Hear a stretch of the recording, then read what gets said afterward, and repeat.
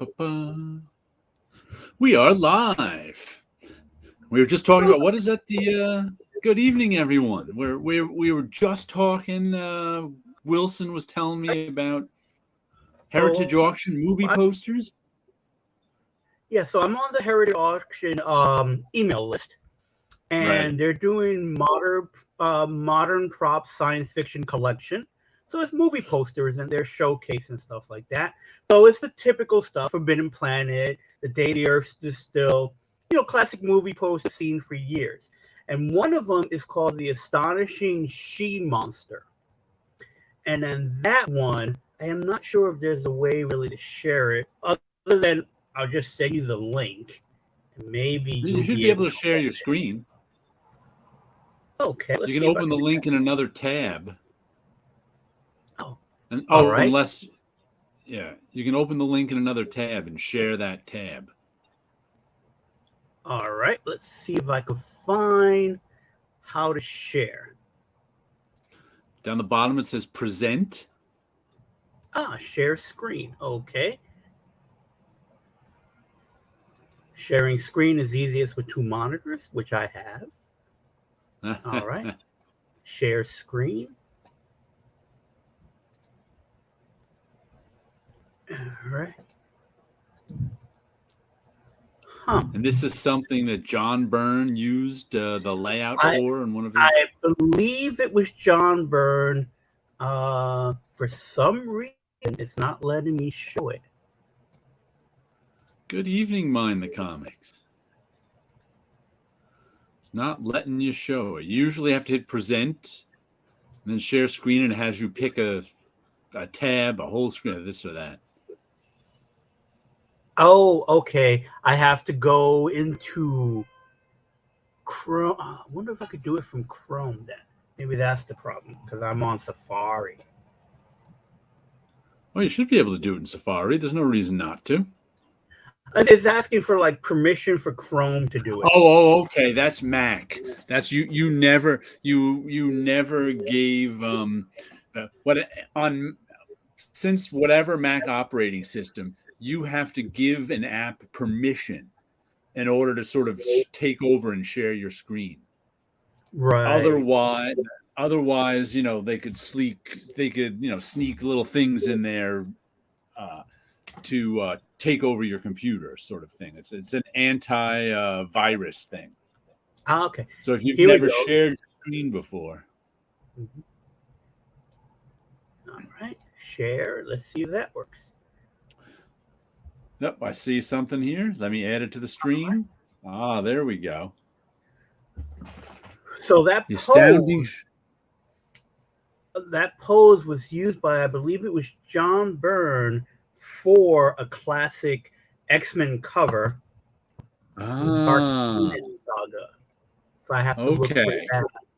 So I'll look for the cover, but that's the one that was used. I recognize it, but I can't think from where. So it's on one of the Dark Phoenix covers from the original run.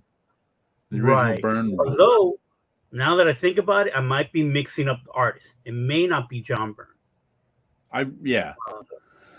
Maybe it's somebody. I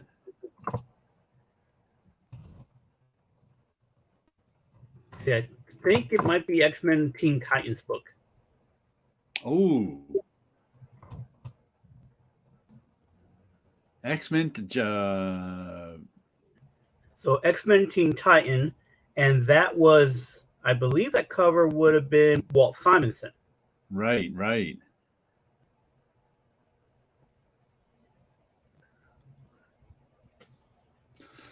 By the way, did you see this week someone posted, I see Kevin Kubasik was one of the people who posted it, from Comic Swipes. There's a Twitter, I think it is, Comic Swipes handle. And they had you of course know the Todd McFarlane Spider-Man #1 cover where he's crouching. They have, from a couple of years earlier, an Alan Kupperberg, of all people, Spider-Man splash page that looks similar to that one.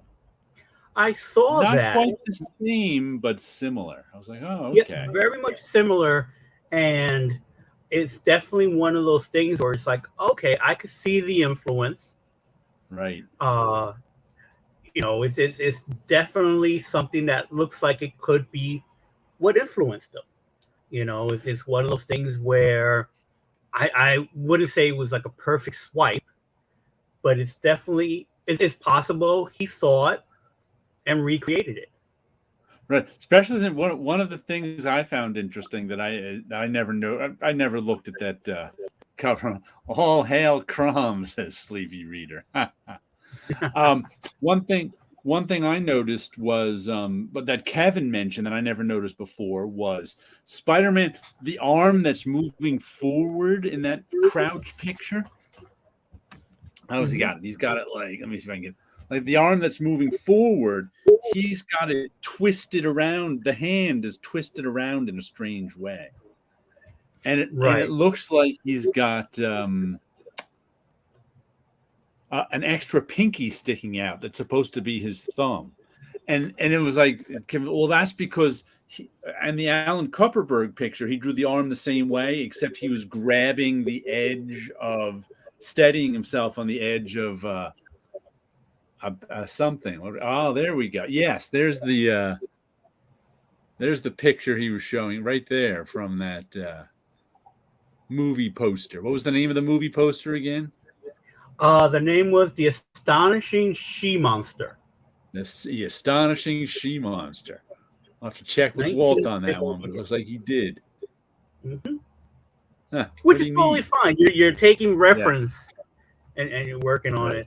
So it's like, it just so happened that I opened up the email, that I scrolled down, saw the posters.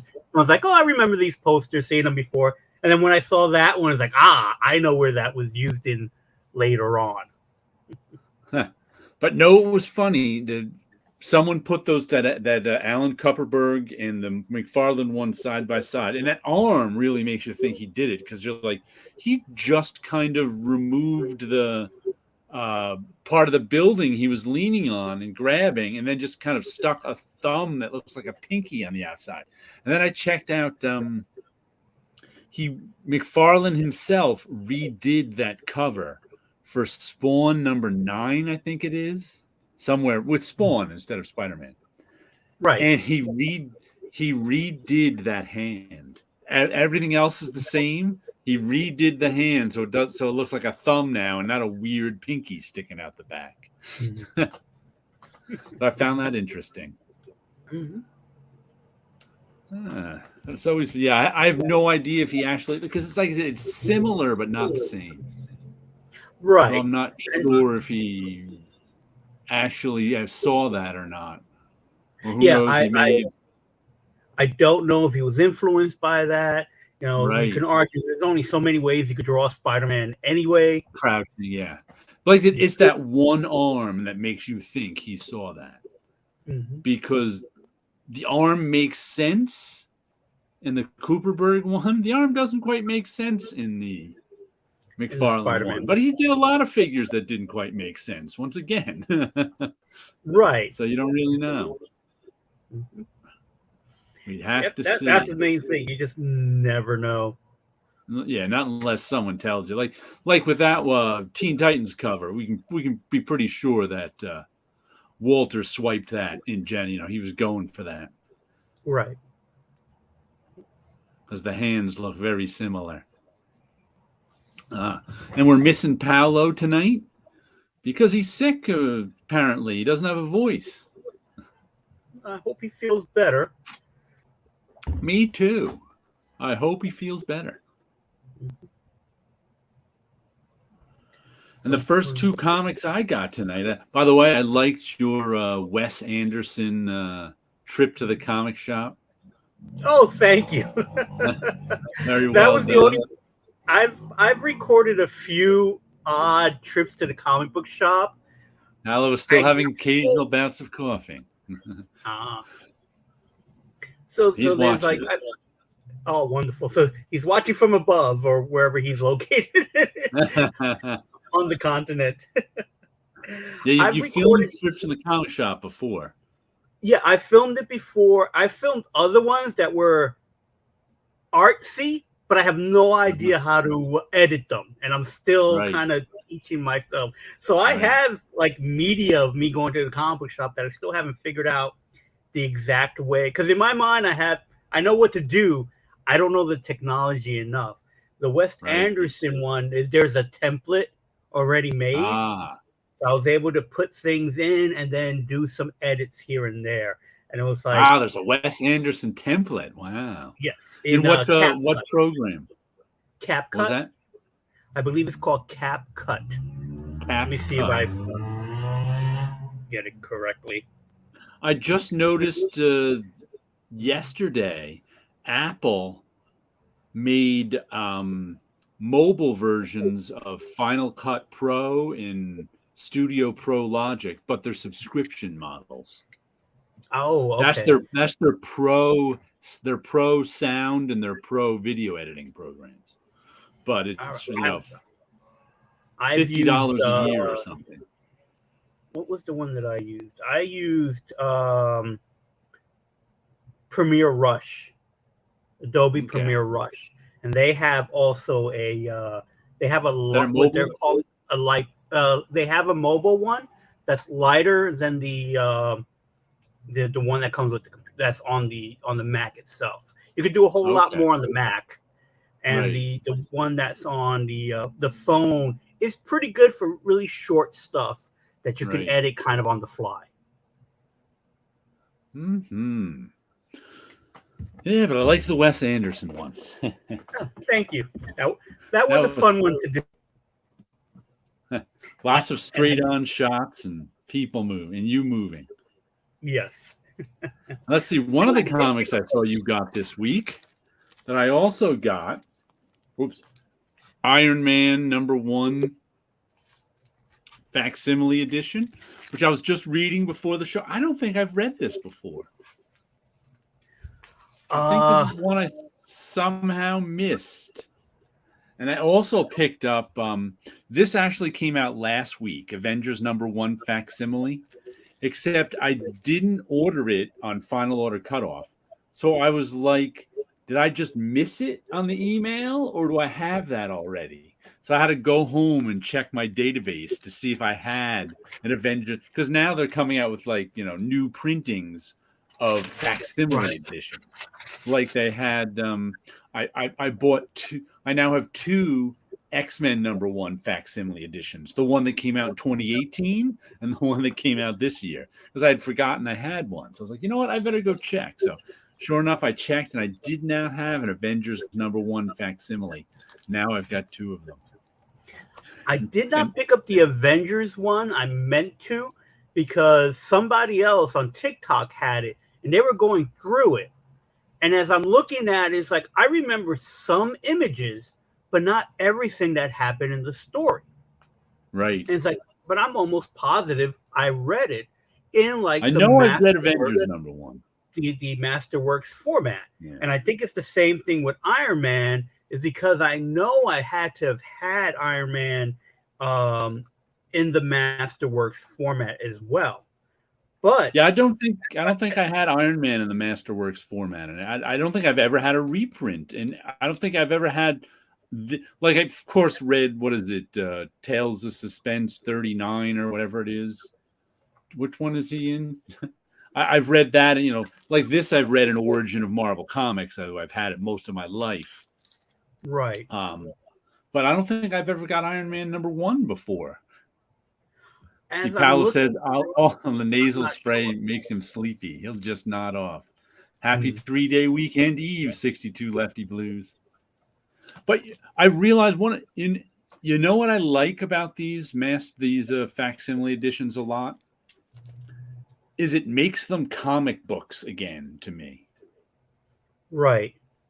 Because I've only ever had them in like Origin of Marvel Comics or whatever in a collected edition, or even if I had these like the originals, who wants to read $1,000 original? Or, the slightest mess up, you've got a $500 original. So it's like these aren't really, the originals of these aren't really comics anymore. they're collectibles. Right. So getting like this new $4 version makes it a comic again. It's, it's worthless. So it's good. Yes. I like the look of it. I like the Yeah. printing of it. It looks really nice. They look like they spent some time on the ads too. That's a good purple. Yeah, they do. Yeah.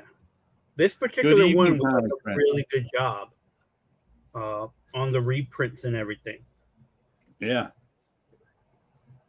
It's looking nice. But yeah, I had fun reading that. And here's something I to this day I don't know how to pronounce. I don't know if they're the Marvel version of the Mafia is like the Magia. They just take the two F's and replace them by G's. Replace them with G's. I think I always it's like the Magia doesn't even sound like a word. But I think that's how you're supposed to pronounce it. I think so. I think I've always pronounced it Magias. I think I used to pronounce it the Maggie. I don't know why. But Magia doesn't sound any better. I mean, because it took me a long time to realize they were supposed to be the Mafia. Right. I knew they were crooks. I knew they're bad guys. But the word was so weird, I didn't even get its connection to the Mafia. See, I've never heard it pronounced out loud. And right. I'm pretty sure I read it in Spider-Man books. Mm-hmm. And I just moved on, I think I called it Magia, and I just kept going. Yeah, me too. I may have just called them Maggie. Magia Goons. They have them in the Marvel Legendary card game. Magia never sounded very menacing. Exactly. And like I said, I never got the Magia Mafia connection. It just probably because I called them the Maggie, because Magia didn't even make sense. Yeah, it's one of those things that I recall reading and just going on with it. Like there's some stuff that I know that either I'm going to pronounce it wrong, or just kind of like in my head is one thing, where out loud is another thing. For a very long time, when I read early X-Men stuff, or as they were early for me, is I pronounced Rogue's name incorrectly. Yeah, that was the first time I ever saw it in writing. Right. And I pronounced it Rouge, like the color. Right. Instead of it being Rogue. And it was always one of those things that I wasn't aware. Like, I know this has come up in conversation in the bullpen, whether it's Magneto or Magneto. And it was like, he's a great villain. There's no way Nito is in his name. But that's the actual word, Magneto. It's a thing. Exactly. Yeah, he's named after something that exists. So it never bothered me, but I know it bothers some fans. Oh, I always called them Magneto as a kid, but then I switched over to Magneto when I found out that's how you pronounce the actual word, because it's a thing. It's like a part of an engine.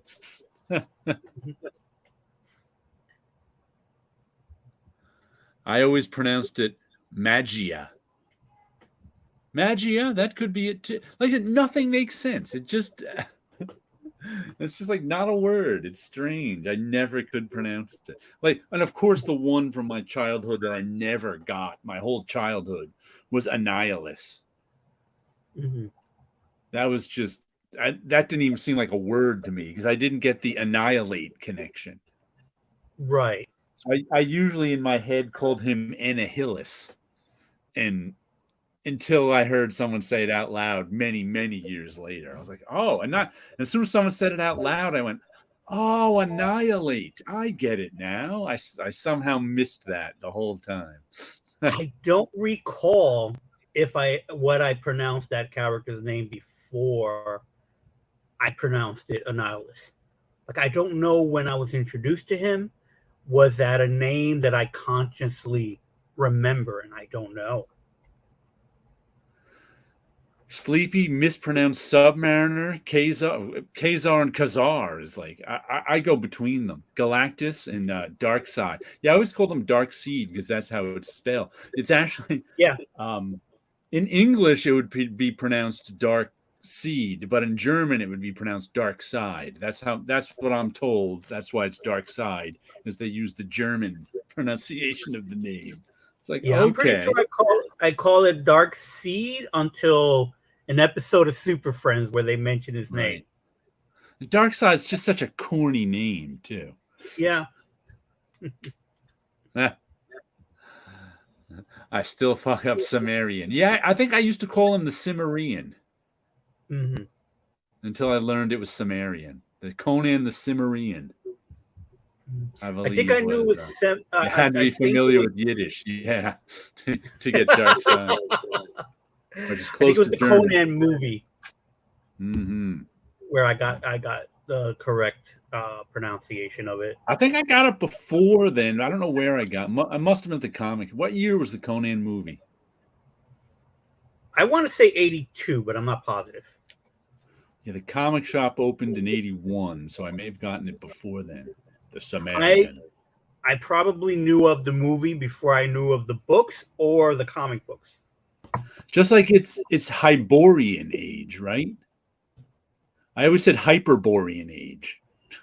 No, I think I said Hyborian. I just added an extra syllable in there, or hyper, because it looked like hyper, but there was no ER. Hyborian. Conan the Barbarian did come out in 1982. So yeah, I saw the movie before I saw the comic. Yeah. Cimmerian was mine. Conan, the Cimmerians were an actual ethnic group from the Carpathian region 3,000 years ago. Ah, okay. Yeah, I know he used certain actual ethnic groups and things. I was closer to the Sumerians from Sumer. Yeah, that was the only facsimile book I picked up. I didn't look for the Avengers, and I almost picked up the Captain Marvel one. Was it Captain Marvel or no? Sleepy said Hyperborean too. You didn't watch Captain Marvel? There was a Captain Marvel. Oh, was it Captain Marvel? Or was it Captain? There was a Warlock one from a couple weweeks ago. Warlock. I mixed it up. Yeah. It was Warlock. Yeah, I was thinking of picking that one up, but I didn't. Oh yeah, I just pick up all the facsimiles. Yeah, so did you see ones too? Yeah. Well, they can't. DC once again came out with a reprint one. They came out with the Poison Ivy one, which I already have from a first appearance of Poison Ivy from Detective, whatever it is, or Batman, whatever it is. But Marvel just put out for $8. That's why I was like, no, thank you. They put out the Jim Lee X-Men #1 Gatefold. See, to me, that's still too new of a comic to get a reprint. Right. And I have the originals in right multiple copies. Yeah. So to me, and I probably at that time I was insane. So I got 3 of all the X-Men at that time. Each cover? Yeah. Yeah. You don't need to spend $8 on a reprint, though. Not at all. Not at all. Yeah, because I was working in the comic book shop when those came out. And again, I got caught up in the whole hype that this is the #1 issue. And I won't even tell you how many copies of Deaths of Superman I have that are sitting in a box somewhere that I bought directly from, I think, American Entertainment, or no, it was whatever Diamond, not Diamond, what is his name? What Dynamite Entertainment was before it was Dynamite Entertainment, where they had like a mail order catalog type thing. And Tit Goblin, Radiant Comics site is not down. It was down for a little while. My friend got it back up for me. but all the links aren't working. So he's still got to look into getting all the links. So you can go to the homepage, no problem, and see the latest comics and the latest blah. But none of the links on the page are working. So any old thing you try to go to gives you an error where it couldn't find the link. So I have to message my friend again to see if he can, because he helps me out with the web stuff. So and I don't know why it stopped work. There's some database that got corrupt in it. And now he's like, oh, yeah, I got to look at your links thing. But he just hasn't yet. So you can still read the Daily Comic on it. You just can't read last month's. It's real annoying. But, Tit Goblin's the only one reading it. So it's not like I've got thousands of fans demanding to know what happened. Just one. I'm glad to have the one, though. Yeah. He's keeping up with it. Yeah.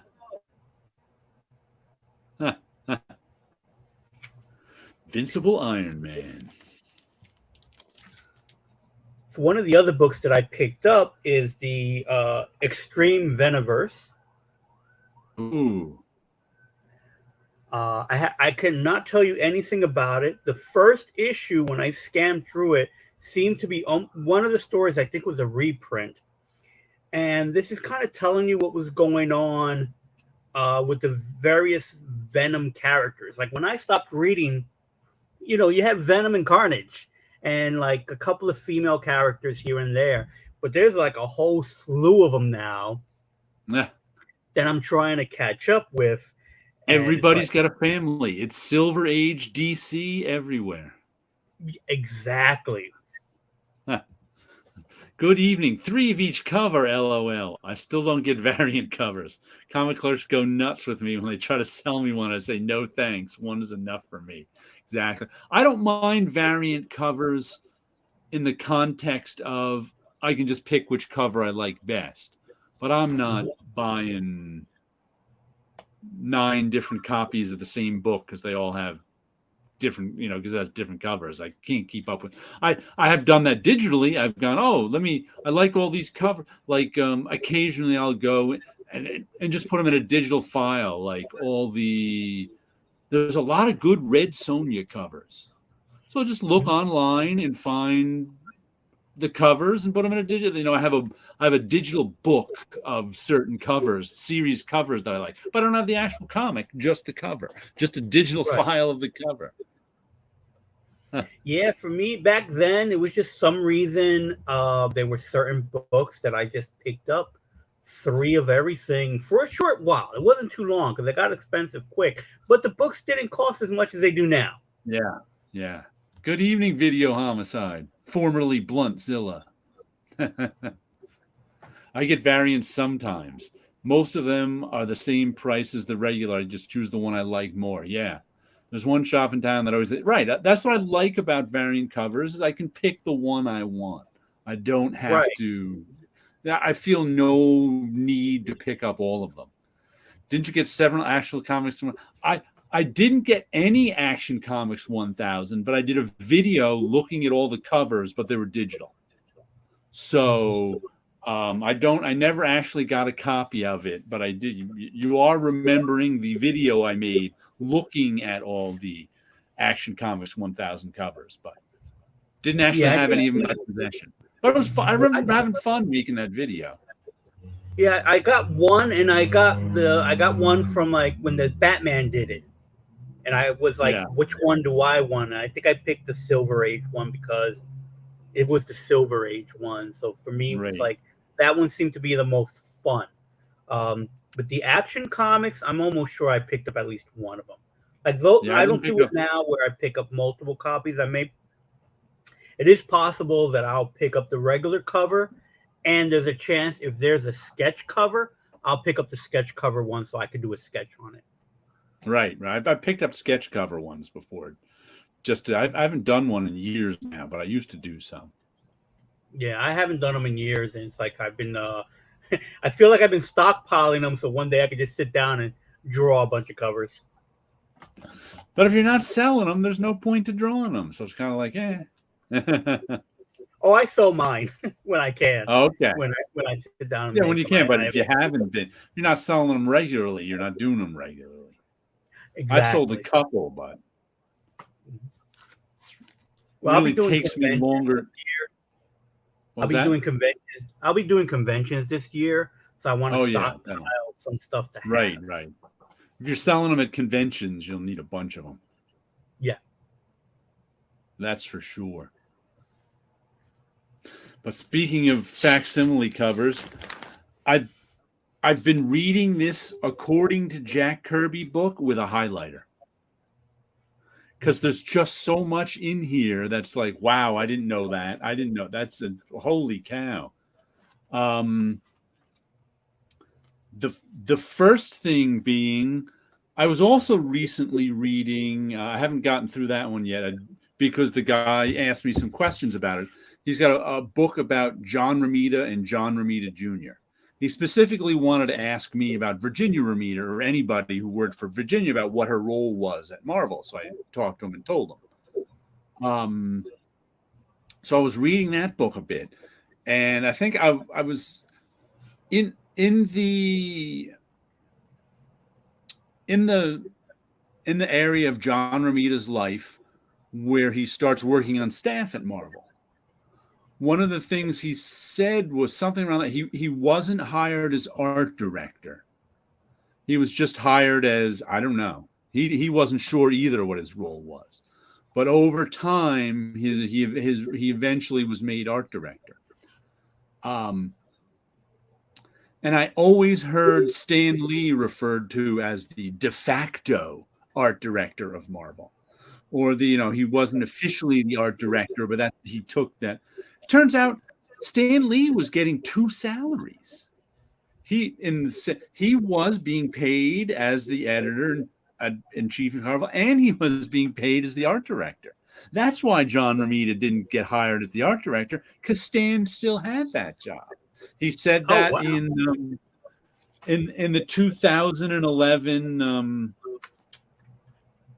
the 2011 deposition for the Supreme Court case. Stan Lee said, "Yeah, I got paid two salaries. I got paid two salaries as editor and art director." And it's like, what? Yeah, here we are. Lee disclosed his writing page rate when he was deposed, and says, "I received a salary which paid me as editor and art director." Then he goes on to and I got paid on a freelance basis for stories that I wrote. And I was just like, he got paid two salaries at Marvel. I'd never heard that before. And that's kind of crazy. That Yeah. I never heard of anyone drawing two salaries at Marvel, but he did.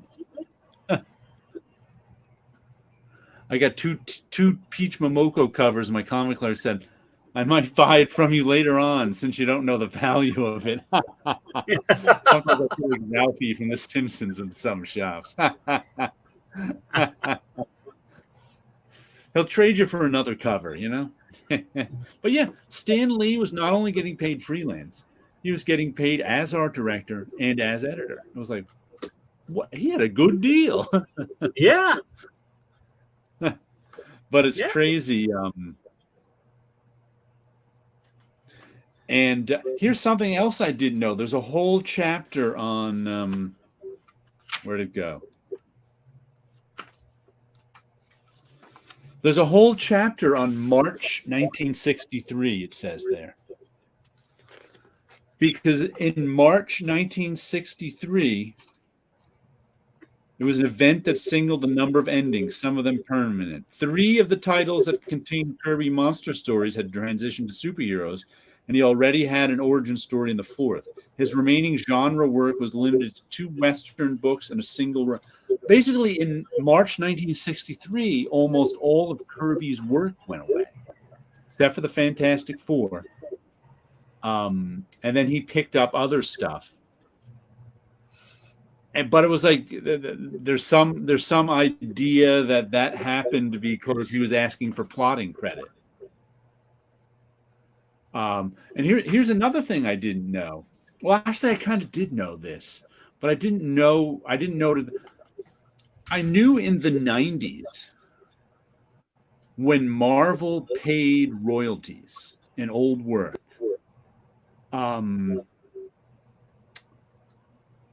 they paid it by whoever was credited in the book. So your credit was your paycheck. Turns out it was the same way too in the early 60s. If you weren't credited as having done the plot in the Marvel book, you didn't get paid for the plot. Which is why they all wanted credit, because otherwise they wouldn't get paid for the plot. And it was funny. We were just talking. 3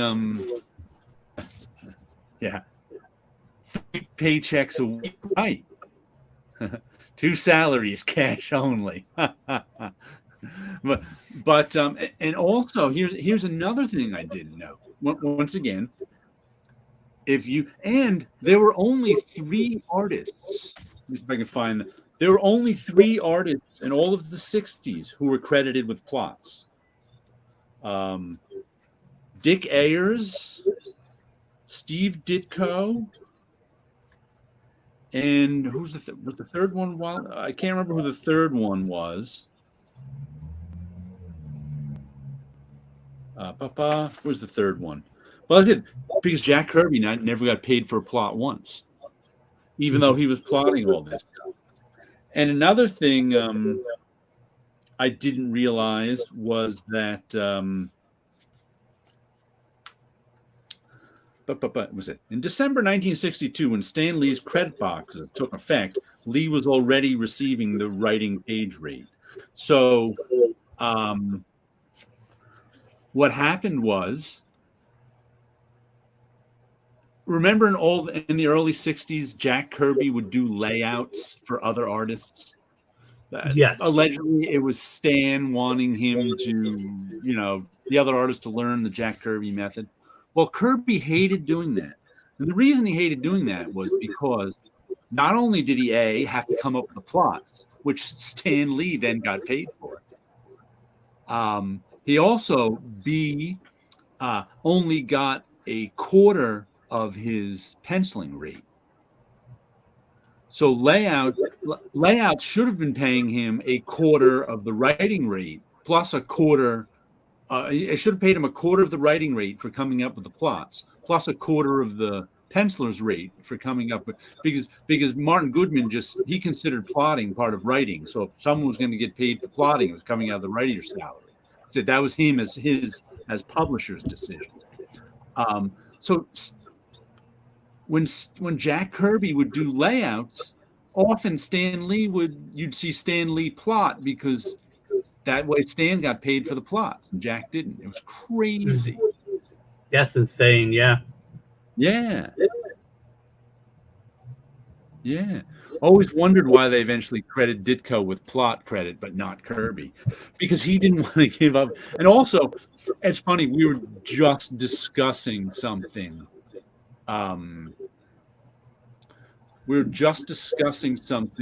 before the show got on, where Wilson was saying something that he's been a freelancer for too long because he hears these stories of stuff going on at staff, not necessarily Marvel or any place. And it was like, I just slapped that guy or whatever. He wouldn't put up with that. But one thing I noticed in reading this, that they went back to a couple of times, is Jack Kirby was demanding the money for the plot, but he'd always back down because he didn't want to lose, because he was blackballed at DC. Who was it? I think they said Jack Schiff blackballed him at DC. That's why he had to go work for Marvel, who had the lowest rates in the business. So and they always say Kirby, and I noticed that the guys who weren't, first of all, at that age and time, preference, because I can always remember this growing up, preference in hiring was always given to married men over single men. That's back when only mostly men worked, not women. And the reason always given for that is, married men are more stable. But sort of the hidden reason they always said was,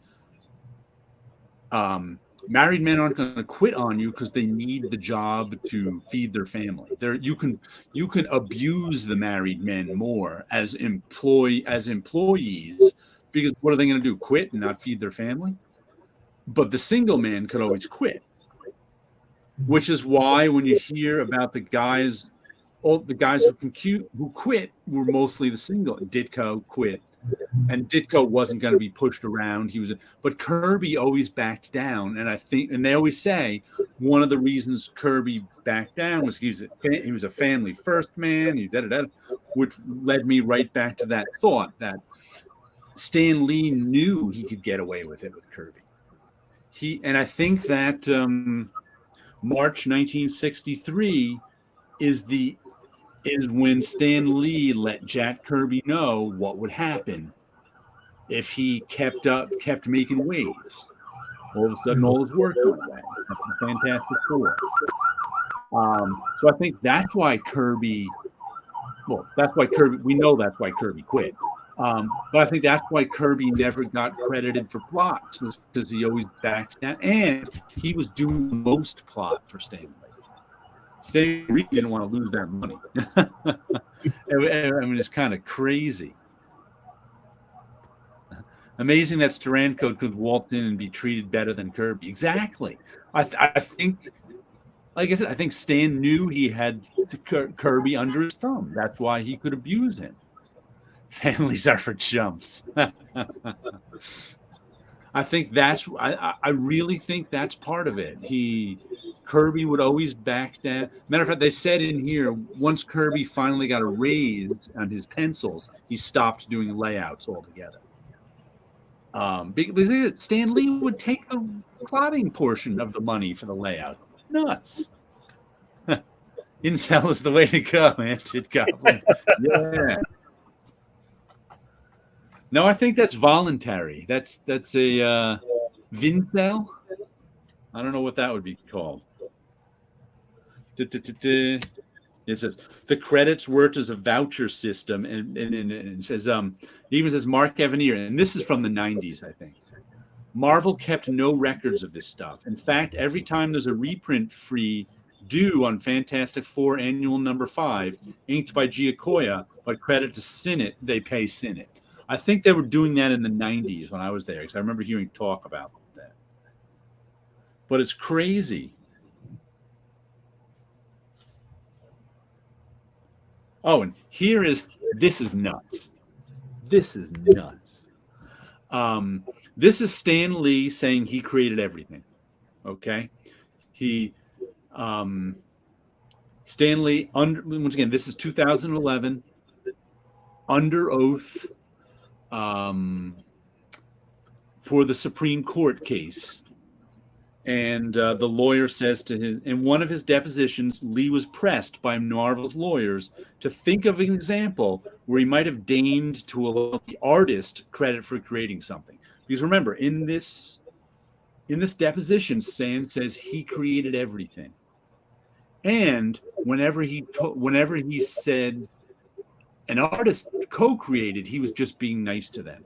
But this is Stan Lee's example of the artist creating, when the artist actually did get to create something. Oh, you see, if there's a story where the hero goes, let's say, to a nightclub. So I would say to whoever the writer, or whoever the writer is, would say, the hero goes into a nightclub and he talks to this person, and then there's a gunfight. Well, when the artist draws it, the artist has to draw other people in the nightclub. So the artist is always creating new characters. I mean, the artist might decide to have the character standing at the bar and draw a sexy-looking bartender, a female or an interesting-looking bartender. So none of the artists created any of the characters except the incidental ones, like the bartender. Just like, holy cow. Yeah.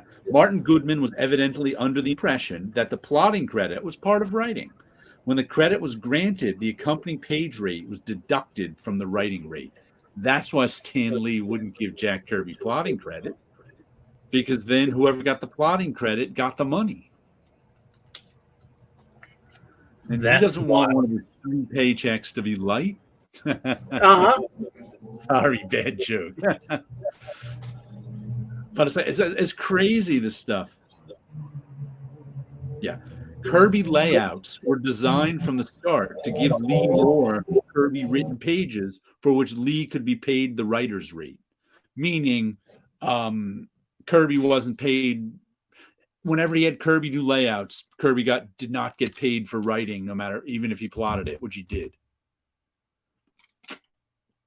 Lots and lots of crazy stuff in here. It's just like, yeah, that's sad to hear. I was not aware of any of that. And even being at Marvel, you would hear things here and there. There'll be stories and whatnot, but obviously we never got it all. No. Oh, here, do you know who the third artist besides Ditko and Dick Ayers was? Dan Adkins.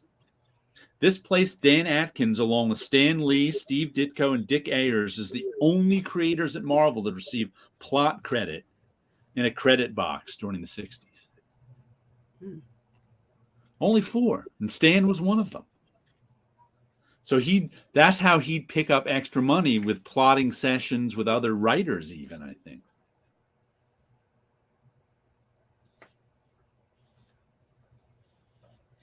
That's completely insane. I just was not aware that was going on. It's just, oof.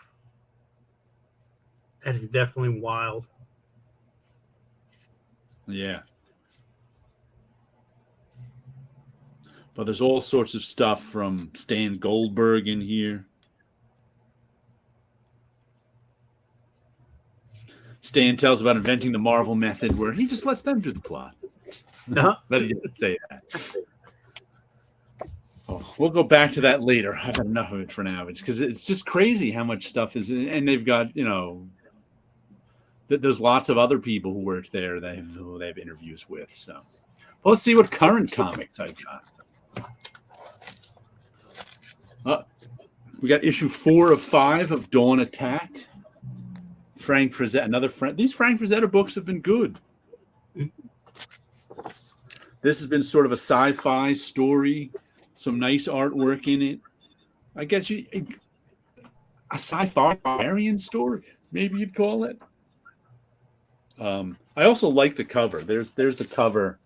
I like these robots on the cover. I did this one, Patrick Riley cover. I like the fact that they give you all the covers in the back of these books. It's just kind of cool to see them all when I'm reading. Oh, Mothman's a new one that's coming out. I don't think I put it on my pull list, but maybe I'll check out the first issue when it comes out, because this mini series that are ending in a month or so. Because this is 4 or 5. Mothman before. Yeah, so I think I did. Might have ordered it. Yeah. Who knew Frazetta did a Mothman painting? I didn't. I didn't. And that's a good cover. It gives me Iron Giant feels on that one with the Mechanical Man on it, or the old Superman villains. A very 1930s pulp painting feel. Yes, that's a very nice cover. Yeah, I like this one. Patrick Riley. The story itself has been fun. Good stuff. I think the God, I can't remember the name of that other Frazetta book. Death Dealer. Death Dealer, yeah, that was ongoing, but I don't think any of the others are really. There's a couple of Gene Colan plotter credits in Captain America, I believe. Is that the 60s or is that in the 70s? Yeah, I don't remember. Because that's another thing that led me to say Stan Lee isn't writing these books. When I read the ones in Tales of Suspense, the split book with Gene Colan and Jack Kirby.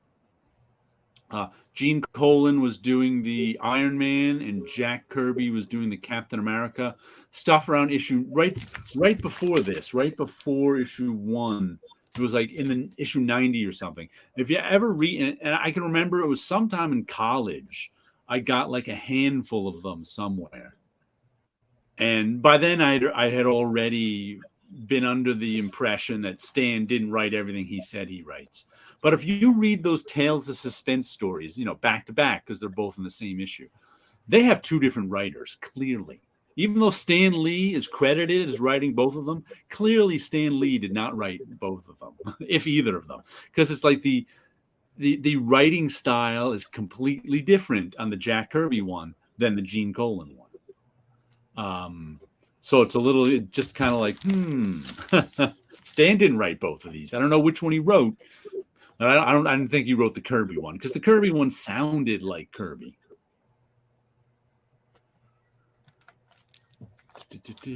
Let's see, what else did I get? Oh, The Ambassadors, issue number 5. Something finally happened in this issue. 5 of 6. This has had a different artist each issue, and it's been coming out every 2 weeks. It's one of Mark Miller's Netflix comics, and it's about a woman, some tech woman from Korea, who figures out how to give people superpowers and is having a contest from people all around the world to see who's most deserving of getting superpowers. But her ex-husband, who used to work with her, is now running his own trying to get superpowers program. And he's the evil villain of the piece.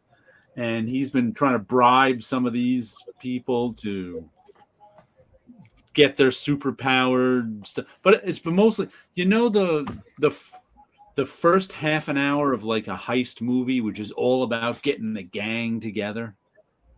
The first 5 issues have been all about getting the gang together, which is something that Mark Miller does a lot. Right. And it's not like it's bad. It's just like there's not a ton happening in it. And something finally happened at the end of this issue where we got to see the bad guys finally have superpowers. So it was good. What we have here. I believe that in the last years of his life, Sam would say whatever Disney Marvel Studios would tell him to say, because admitting that the whole Marvel universe was created by an army of... Yeah, exactly. That was... Clearly, he did not... And he would say different things under oath. Yeah, it would be a revolution. Yeah, it was because the case was going to the Supreme Court, and the Kirby family had a lot of evidence that he helped create a lot of the stuff. Not even helped, did a lot of, But I think Stan would just do whatever they said. But he always said different. When you look at what he says outside of Under Oath, in Under Oath, 2 different things. Because even after he went under oath, he'd go, if anybody wants to say Ditko, and he'd always kind of hedge it. If anybody wants to say Ditko's co-creator of Spider-Man, go right ahead. But he wouldn't say that under oath. Mm-hmm. So it's kind of nutty. Tom Scioli talked about how in his new book, Stan Lee on Cartoonist Kayfabe. I'll have to check that one out. But yeah, this was the Australian superpowered guy. And it was okay. And once again, getting the team together, it's solid, but it's solid B comics. And they're also, speaking of another one with just 1 issue left, another Mark Miller comic. And this is the one that's $1.99. So this one went on my pull list immediately. Nightclub. And this is issue 5 of 6, once again. So these are ending in 1 issue. Dawn Attacks is ending in 1 issue. So it's like my poll list is going to be clearing up a little bit. We'll have to try out some first issues soon. I think, Red Zone is going to be ending in 1 issue. So it's like I've got 4 penultimate issues here. So in 2 months, my poll list is going to be a little empty. It was full this week with 12 comics. So. But... once again, Nightclub. Well, things have been happening in this one, but we finally villainous things happen. Finally, we see kind of what the plan was. In this one, in issue 1, a cop made this paralyzed kid into a vampire. He said, "You want to be a vampire?" And he said, "Sure." So then he told him he's going to join his crew, but then the vampire cop disappeared. And so the vampire kid turned his two friends into vampires and decided to be YouTube stars. Then they decided to fight crime for money. And now we found the cops' plan all along was to take down this gang of bad vampires. But things have gone bad, and the bad vampires are now trying to take these kids out. So it's been a fun book. And for $2 an issue, I'm there. An archaeology professor back in the day insisted on putting her name on all her master students' published papers above their name. Can't remember if that was common, but it always reminded me of Lee. I've heard that in academia, that, you know, whoever the professor is puts their name on the paper. So Stan should get plot credits for that nightclub. He should. He probably wrote it. And that's Good evening, Lord Tatman. That's what's Hello. funny too. It's like he actually put them down all in one place here in the deposition. I don't remember what it was. He put about 6 of them in a row where the lawyer asking him the question was, "Can you tell us about the creation of the Hulk?" And he's like, "Oh, I was just thinking of things new and different." "Can you tell us about the creation of this?" "I was just trying to think about things new and different." "If you're going to tell me about the creation of this?" "Oh, I was just trying to think about things new." It's like that was his explanation for the creation of all this stuff. You know, he didn't really there wasn't really a story to go with it. But, and this, I'd never heard this one too, but it's apparently been around for a while. You've heard of the character, the Living Eraser? I've heard of him, yes. Right. I too. I've at least heard the name. Right. And he was a villain in the Giant Man stories from whatever that monster book Giant Man was in that got turned into a superhero. One of those split books. And, Tales to Astonish. Tales to Astonish. So that and it's often used as like one of the misses of the Lee Kirby duo. Was the Living? It wasn't a very good villain. And Stan Lee's got this story of creating the Living Eraser, where he liked the power, but he had to come up with an explanation for the power and this, and it was kind of silly. That's one of the stories he's got a whole long story to. And the reason he's got that whole long story is because Jack Kirby created the character 4 years ago in Black Cat comics for Harvey. He had another character with the exact same power and the exact same explanation for the power that Jack Kirby created, like in 1957 or something like that. And you can look it up. I think it's Black Cat Comics number 58 or something like that. It's in this book too. And it's like, so it's like he must have got that story from Jack. I mean, just the story of its creation, and then adopted it as his own. Because it's like he's got a few more. It's like if Stan Lee has a story about the creation, it's from someone else. That he adopted the story as his own. It's crazy. Absolutely nuts. Let's see what else. Oh, this was a good one. Magazine size. The Forged number 3. Oh, I saw that on the shelf. I was like, what drew me through it was the size. What was that? Yeah, it was like I remember seeing it in a comic book shop, and it was like, oh, it's a larger size. That's interesting. I didn't pick it up, but it was like I remember seeing it on the shelf. I don't know what made them pick a magazine size, but the art looks really good. They're doing some really sort of expansive things with the world here in the magazine size, and this and it's $6, but it's double size.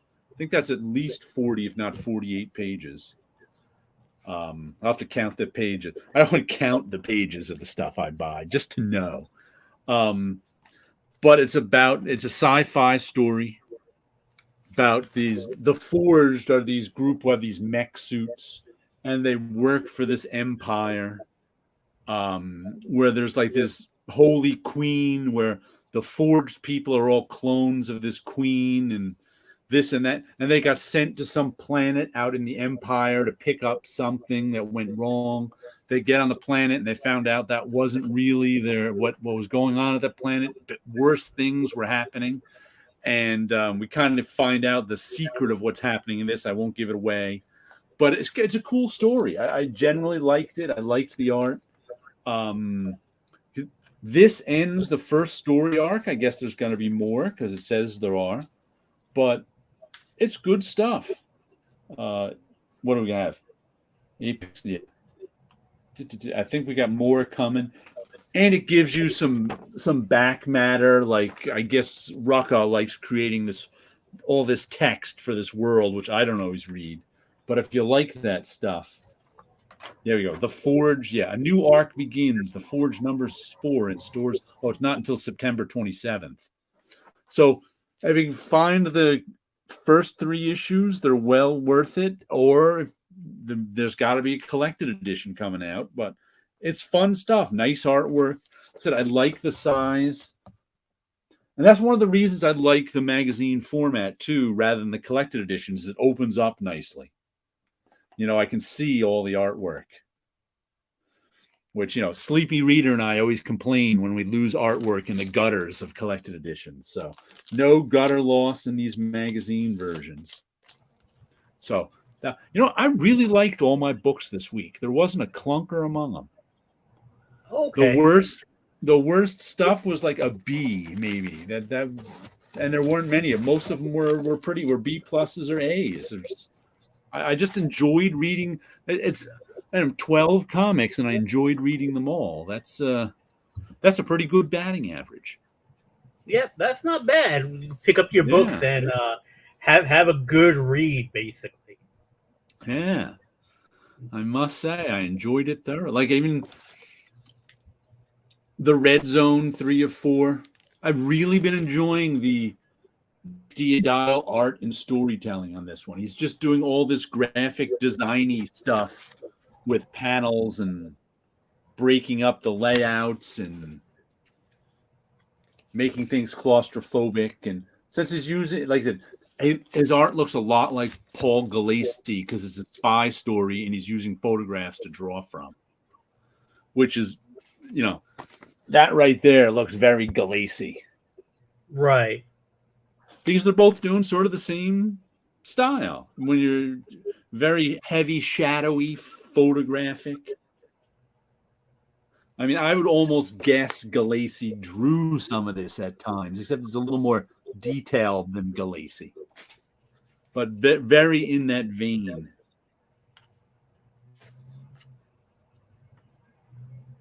And you can enter to win, if you dare, AWA's Black Tape gift package giveaway.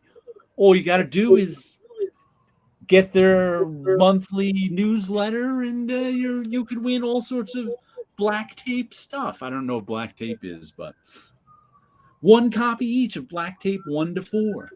Oh, Dan Panosian comic. The collected trade paperback edition. A black AWA tote bag. You could win a tote bag.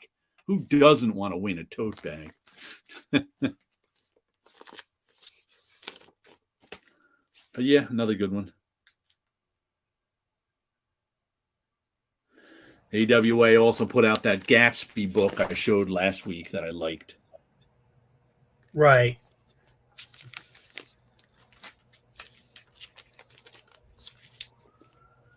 Which I think Axel mentions in this month's Axe to Grind, which is his editorial. Full disclosure, when I first read The Great Gatsby in high school, I was bored to death. As were a lot of high school students. Yeah, that was one of those books that were, you must read. Right. But I think my teacher, if I remember correctly, my teacher made it a little more fun because I forget it was if it was not during the time we were reading it, it was right after we read it. He showed us the movie to compare basically how it was between the book and the movie. And I don't remember reading the book. I remember the movie more. Yeah.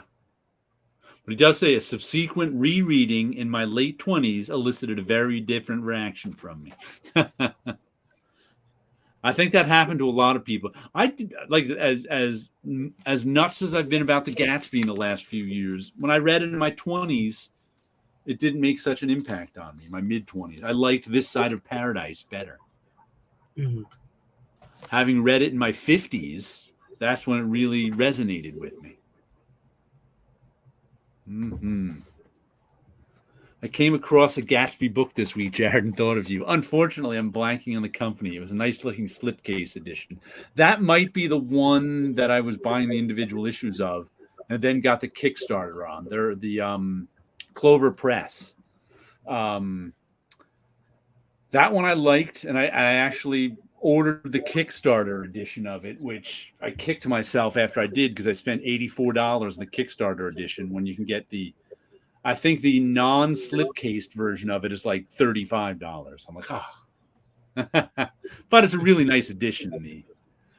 I might end up getting the other edition too because I've been just collecting everything Gatsby. So yeah, Clover Press definitely. But an actual adaptation. This one isn't an adaptation. It's a take. Matter of fact, I just today, even though I sampled it and didn't like it, I had some.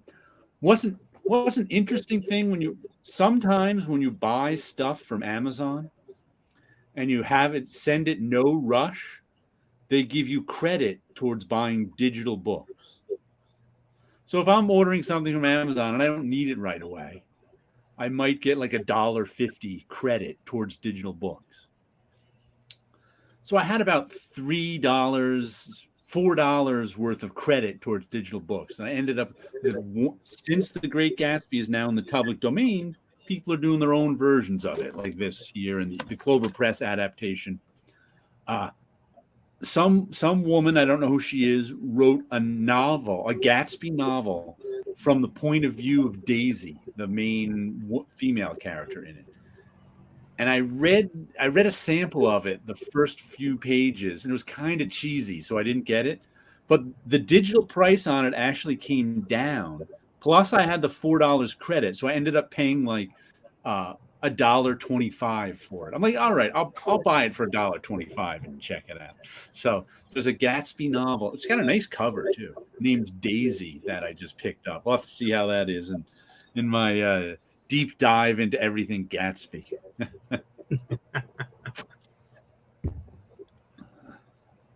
The books that I got this week, as usual, I haven't read any of them, but I'm looking forward to reading them. I'm continuing with Superman. Okay. I like the idea of catching up with Superman because to me, he's like, if I want to catch up with the DC books, I'll do it through his books. Right. And I also wanted to pick up, although I didn't get it, was the new Green Arrow. I've been hearing really good things about it, so it's like I need to probably put that onto my pull list. Like I mentioned last week, I picked up that Fantastic Four number 7/700 because of the Scott Koblish cover. And I ended up liking the comic. I was surprised I liked the comic. I was like, this is not bad. Because I haven't read a Marvel comic that I've liked in a long, long time. Not that I've read a Marvel comic. Right. But yeah. Just because, I don't like them in general doesn't mean they're all bad. Exactly, because it's like watching how on TikTok and on various YouTube channels, how people are freaking out what's going on in Spider-Man. And I haven't fully caught up, but I kind of know the direction it's going. And all I can think of is like, as being a longtime Spider-Man fan, and I read him for a number of years, the last 10 I haven't, but I always remember that there would be really good books and then there'll be flows and ebbs where there was a lot of bad years too. Or it felt like years, but it really wasn't. It was just like, the next issue. Oh no, it was it up. But there could be years of bad Spider-Man. There could definitely be years. But especially on some of those non-amazing books. Yeah. But even the amazing books, there's a couple Yeah. of years in the '80s where it was like, ooh, where as much as I love John Romita Jr., there was a time he was searching for a style, and it got really odd. You know, Beehive books. That's another one. them In the I haven't heard Gatsby of. book. Well, I think they're doing an actual Gatsby, the book, not a graphic novel. I'll have to check that one out. Oh, okay. Clover Press did the graphic novel. But we'll have to see. I've got a couple of other graphic. Which ones do I have? I've got.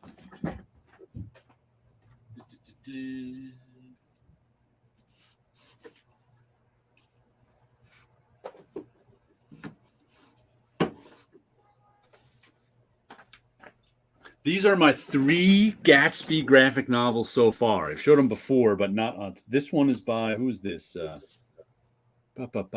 This one's okay. Illustrated and adapted by Ian Norton. Scribner Books.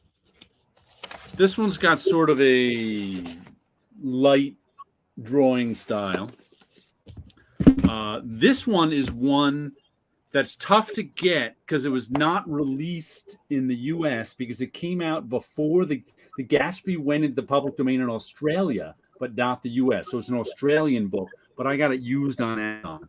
And it's got them all as these anthropomorphic creatures, as like undersea creatures, but it's pretty well done. And then there's this one, Canterbury Classics, illustrated by Pete Katz. This is the one that the art is nice, but the lettering is amateur, and he rewrote Fitzgerald. It's like, really? You want to change his words around and make them your and it's an adaptation. It's not like this one that's their own take. If you're doing your own take, you write your own stuff. You don't have to but if you're doing an adaptation of the novel, don't rewrite it because you're not going to write it better. Especially for like Gatsby is an easy novel to make novel to make a graphic novel out of. It's all narration and dialogue. So that is natural to go into a comic.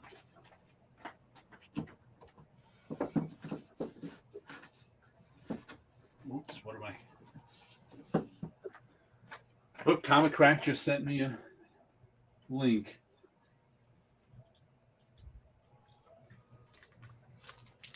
I'm opening it up on my other computer since that's the shop, the Great Gatsby. Oh. That I forgot about that one. That one is this by the 2 Italian illustrators, Anna and Elena Balbuso.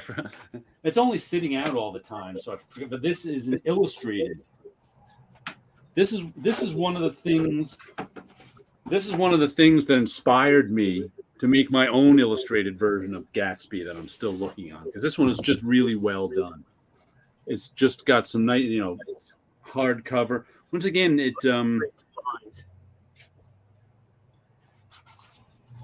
proving Kickstarter is the most expensive way to buy anything. I think this was Kickstartered at like $125. But then on Amazon, it was about $80. And then I had like $30 worth of credit card points for Amazon. So I ended up getting it for around $35. So it's like, if I had kickstarted it for $125, that would have been nuts. But yes, that is a very nice version. Well worth $40 or $50. I'm not sure about $125. It does look nice though. The slipcover alone looks beautiful. Yeah, it's really nice. It's nicely done. That Clover Press edition will be worth it. Our George Coelho art in that version is breathtaking. finally one of his U.S. works will be published in Portugal. Yeah, that one. He's also doing. I read that one in individual issues. They were good. He's also doing Time Before Time, which is a good book.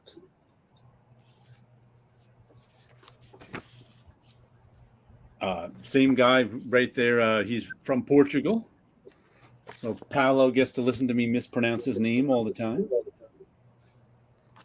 But yeah, he's been doing a good job on Time Before Time, and I liked his Gatsby. But this because I think he's done some work for Marvel or somebody. To the Gatsby was the first time I saw his work, the Clover Press edition. I'm betting it will be Book of the Year when it gets over here. Yeah, it's good stuff. That golden one is amazing. Yeah, like I said, those are two Italian illustrators. You have it. Very nice. They have a lot of beautiful looking books. They do. Like I said, I discovered that just by chance. Coelho's suits are awful. There is that. He does not do the suits great. Mm-hmm. But his drawing is good. At least he didn't mess up. By the way, do you remember me when I was talking about? Is it still over here? There it is. This Gatsby this is the one that's not an adaptation. It's his take on the story. Right, I remember you talking about that. I was talking about it, and I said the one thing that disappointed me was like it could have been longer, but the last page where they did that was supposed to be a classroom at Columbia University, and Paulo nailed it on the head when he said it looked like the DMV and people taking their driving test. I actually, after the show, went and looked up what actual Columbia classrooms look like. They do not look like the DMV. They have the big lecture halls, and their classes that aren't the big lecture halls have some decor. Right. They have molding. They have things on the walls. They don't have those cheesy DMV desks. So I'm like, he could have just. What? It was the last page. Maybe he was tired. He didn't want to reference that last page. He's like, classroom. Here you go. It's the end of the book. He had enough. That was it. It's like, oh man. And he did all these beautiful interiors of the rich houses and stuff, which he did a nice job at. Clearly, he referenced some of this fancy stuff. Looked up, what he could do with it, and did a nice job. And it's like the guy's being interrogated at the police station in a blank, empty room, but I'm okay with that for the police station. Blank, empty rooms. Even if police station interrogation rooms don't really that, it's symbolic. That makes sense. You're breaking up a lot on my end. What was that? You're breaking up a lot on my end. Like you're choppy. I don't know if other people are seeing that, but you seem to. I don't know. Am I choppy to anyone out there? You're a little choppy to me, but I don't seem to be breaking. How's our sound going, people? I'm missing that Time Before Time. Damn. Yeah, it's a good series all around. But he's been doing the latest story arc. That's why I love the parts when they're dressing casual, and also all the beautifully detailed backgrounds in the comics. Yeah, when they're out of the suits. Mm-hmm. You've gone robotic for a couple of seconds, and your image freezes constantly. Oh, that's not good. That is definitely. Well, let me jump out and jump back on, just because that helps it sometimes. Let me.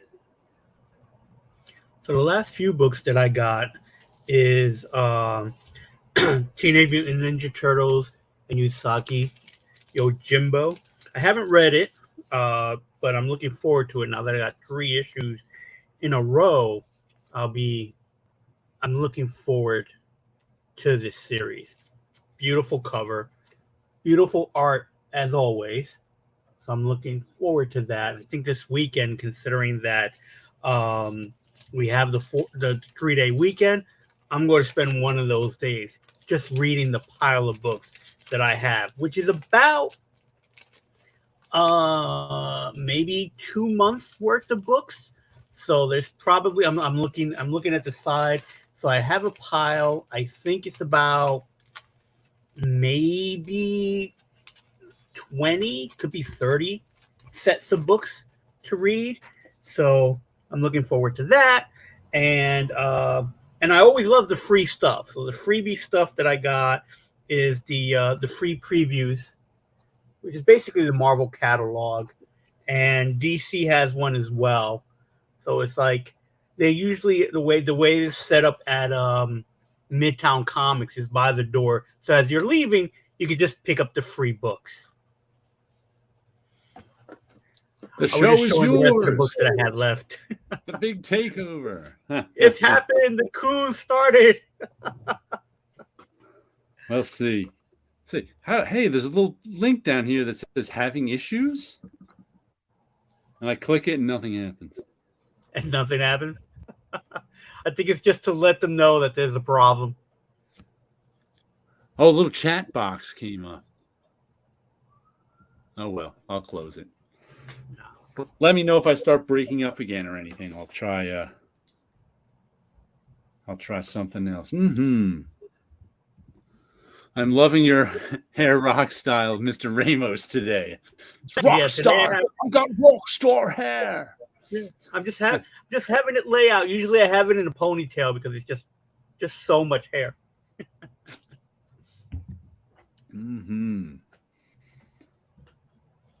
And although I can't find the book, I did pick up the first issue of Radiant Pink. Okay. So what happened was there's a comic book shop up in Westchester, and it's not too far away from me. It is literally the next town over. So it's just a bus ride away. I would probably say it's technically closer to me than Midtown is. So the shop is called the Spider's Web, and it had closed down. So I thought it was done, so I find out later on that someone else came and bought it and opened it up. So I went to go check it out, and they're still putting stuff together in the store, I guess you could say. It's fairly the same layout, but you could tell that the back issue stuff is probably the new owner's collection that he brought in to create back issue stuff. And then the new stuff I was going through, and I didn't pick up anything other than Radiant Pink because it was an issue number 1. And it's like, I don't know anything about the Radiant universe other than what you've told me about it. And it's like, all right, let me grab this to check it out. Speaking of the Radiant universe, I guess Supermassive is their annual because this is the second one. There was one last year, and this one is named, Supermassive 2023. And it's a crossover of what they call the Massive Verse, which is Radiant Black, Radiant Pink, Rogue Sun, Dead Lucky. There might be one other. So this is Rogue Sun, Radiant Black, and Dead Lucky having sort of a story together. Where they have to go in search of the Holy Grail, I think, basically. And it was pretty well done. I enjoyed it. Sometimes the artwork was a little unclear just because of the style of it. Once again, we've discussed this before. There's no inker to give it clarity. And everything is sort of, and the colors doesn't always do it either. So it's like everything is kind of on the same, sometimes everything in the panel has the same intensity. So it's tough for me to follow what's going on. Where some of it should be more subdued and some of it could come forward. That's just not the craft anymore.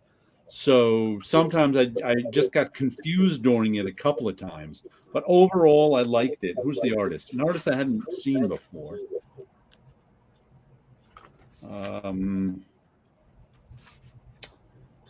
But illustrated by Danielle D. Niciulo, Nicuolo. Whoever that Danielle is. Nicuelo. Danielle Di Nicuelo. But it was a good issue. It was a good done-in-one story. So if you want a little taste of the massive verse and the characters in it, super massive. Square bound, double side, $6. Put that After on the my Holy list. Grail. Yeah.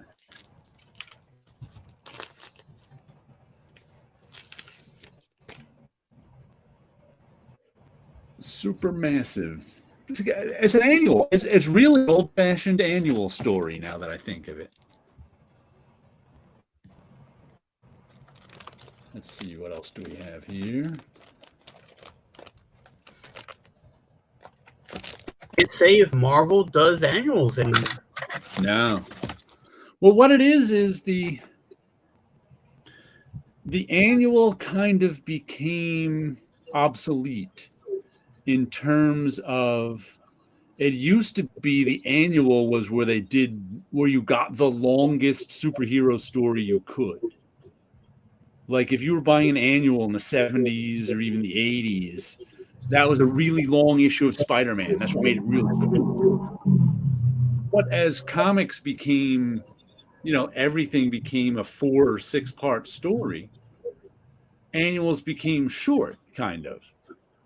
Because stories didn't just wrap up in one issue. The story was over 6 issues, so that's going to be longer than an annual. So I think they struggled to find ways to make annuals special, and people teamed up with each other all the time.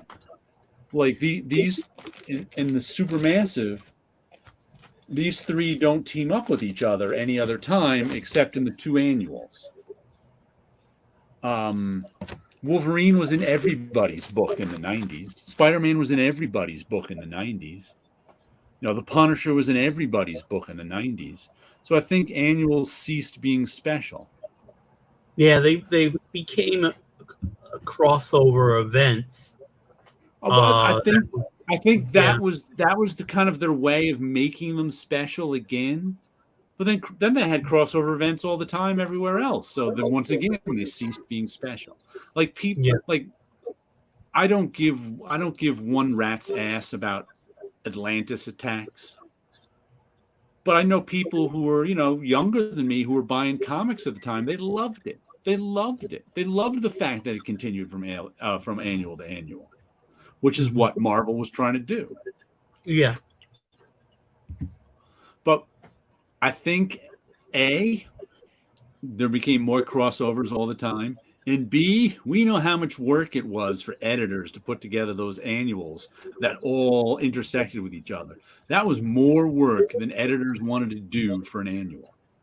Mm-hmm. And I don't blame them. Because, once again, annuals are bigger, so they had to wrangle twice as much art and lettering and coloring. And they had to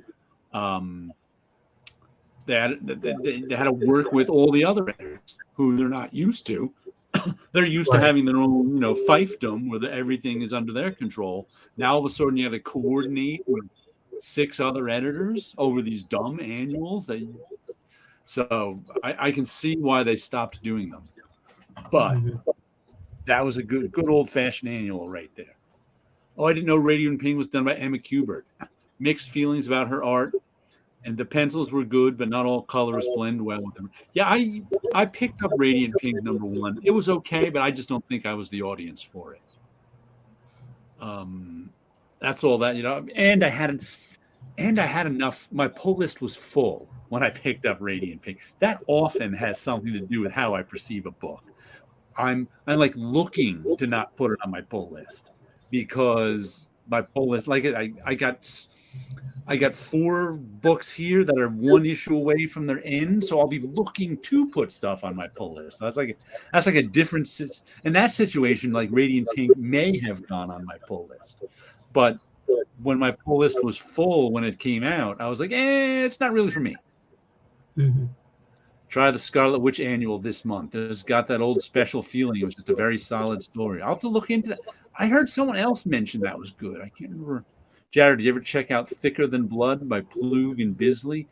No, I haven't. I heard someone recently. I saw someone else mentioned that or found their old copies of it or something. Maybe it was last week, but I don't know that one, Thicker Than Blood. I'll have to write that down. So I did find the book. Oh, there it is, Radiant Pink. Yeah. It was in a free comic book day bag that I had on the side that I didn't realize it. Random bag with a book in it. Yep. Ah, that was you who mentioned it. Okay. Must have been. Thicker Than Blood.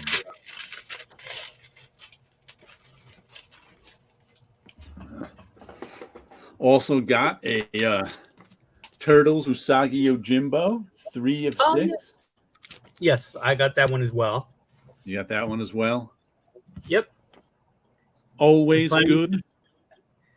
Beautiful artwork, as always. I'm going to enjoy reading this with the whole. I'm planning this weekend to set up some time just to read comics and go through my stack of books that I've bought in the last couple of months that I haven't read yet.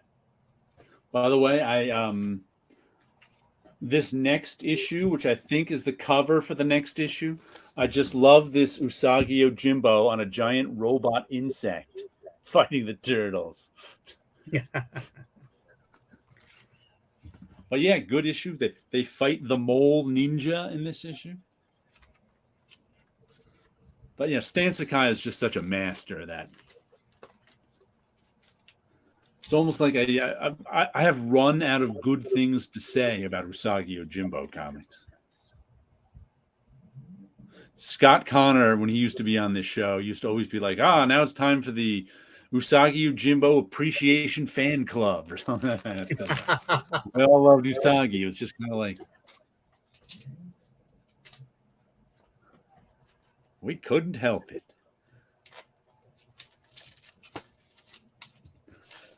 I'm going to read 3 volumes of Black Sod and 7 to Eternity this holiday weekend. No work till Tuesday. I've never read Black Sod.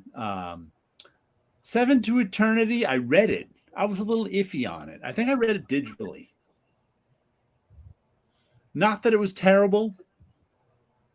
After all, I read the whole thing. But I think I was disappointed by it a little. But I don't really remember. It was a little while ago. But if it was really bad, I wouldn't have kept reading it. What was that? I've seen artwork for Black Sod, but I never read it. Oh yeah, and I did not hear about 7 to Eternity. I don't think I have. Yeah, it had nice artwork, and I can't. One of the, I forget who the writer was. One of those big writers, and the artwork was really nice. Yep, Black Sod is beautiful. Yeah, everybody loves Black Sod is great. I want to check that out one day. I just haven't, because it's not, it's not readily available sometimes. Oh, Rick Remender, yeah. Rick Remender puts a. I just started reading Remender's Black Science. I got the big version of it. I just read issue 2 today out of 43. So, like Rick Remender, I like about half the stuff he writes, and the other half I'm just okay with.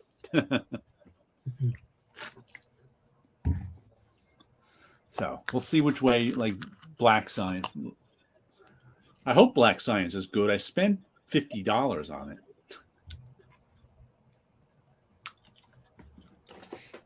And another one, it's funny, I wrapped this whole series up in 2 weeks, it turns out. I picked up Plan 59 from Outer Space #3. I picked up 1 and 2 last week. Mike Dolce, who's one of the writers on this, is a guy I used to play touch football with 20 years ago. So I saw he was doing so. Well, Darren pointed out he was doing this, so I picked it up. And I got to say, this art has really grown on me. Mm-hmm. the first issue of this. I remember last week I was complaining about it a little bit, saying he did the mundane stuff a little, but he did the more fantastical stuff better. Maybe it's just because it's more fantastical, but Right. I'm really enjoying this artist's sort of strange, weird graphic designy take and shapes and stuff. I really like his I really liked his art in this issue. What's his name? Joaquin Gonzalez. And it's just, I think this is the last issue, but there's a to be continued question mark. Yeah, we get the end question mark. But it's about the continuation of Plan 9 from outer space, except they're on Plan 59. And this one goes pretty well. I heard they're reprinting Black Science hardcovers. Yeah, I picked up the soft cover omnibus, all 43 issues for like $50. So Usagi is brilliant. You can pick up any Usagi you want, and it's good. There's tons of it. I want the Usagi hardcovers, the out of print and expensive. Yeah, it's been on the list since forever, so I never bought the hardcovers. Except I got somewhere up there the 2-volume oversized slipcase edition from Fantagraphics that came out like, I don't know, it must be 10 years, 15 years ago now. But I think that one's long out of print. I love how sometimes these books go out of print and you see ridiculous prices for them on Amazon. And I'm like, no one ever buys those.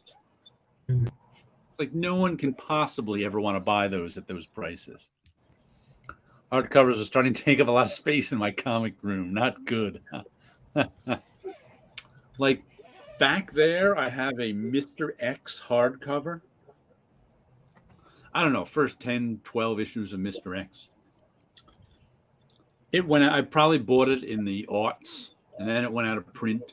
Then, like in the mid-teens, someone was trying to sell it on like Amazon for $500. I'm like, really? No Mr. X fan is paying $500 for that hardcover. Not gonna happen.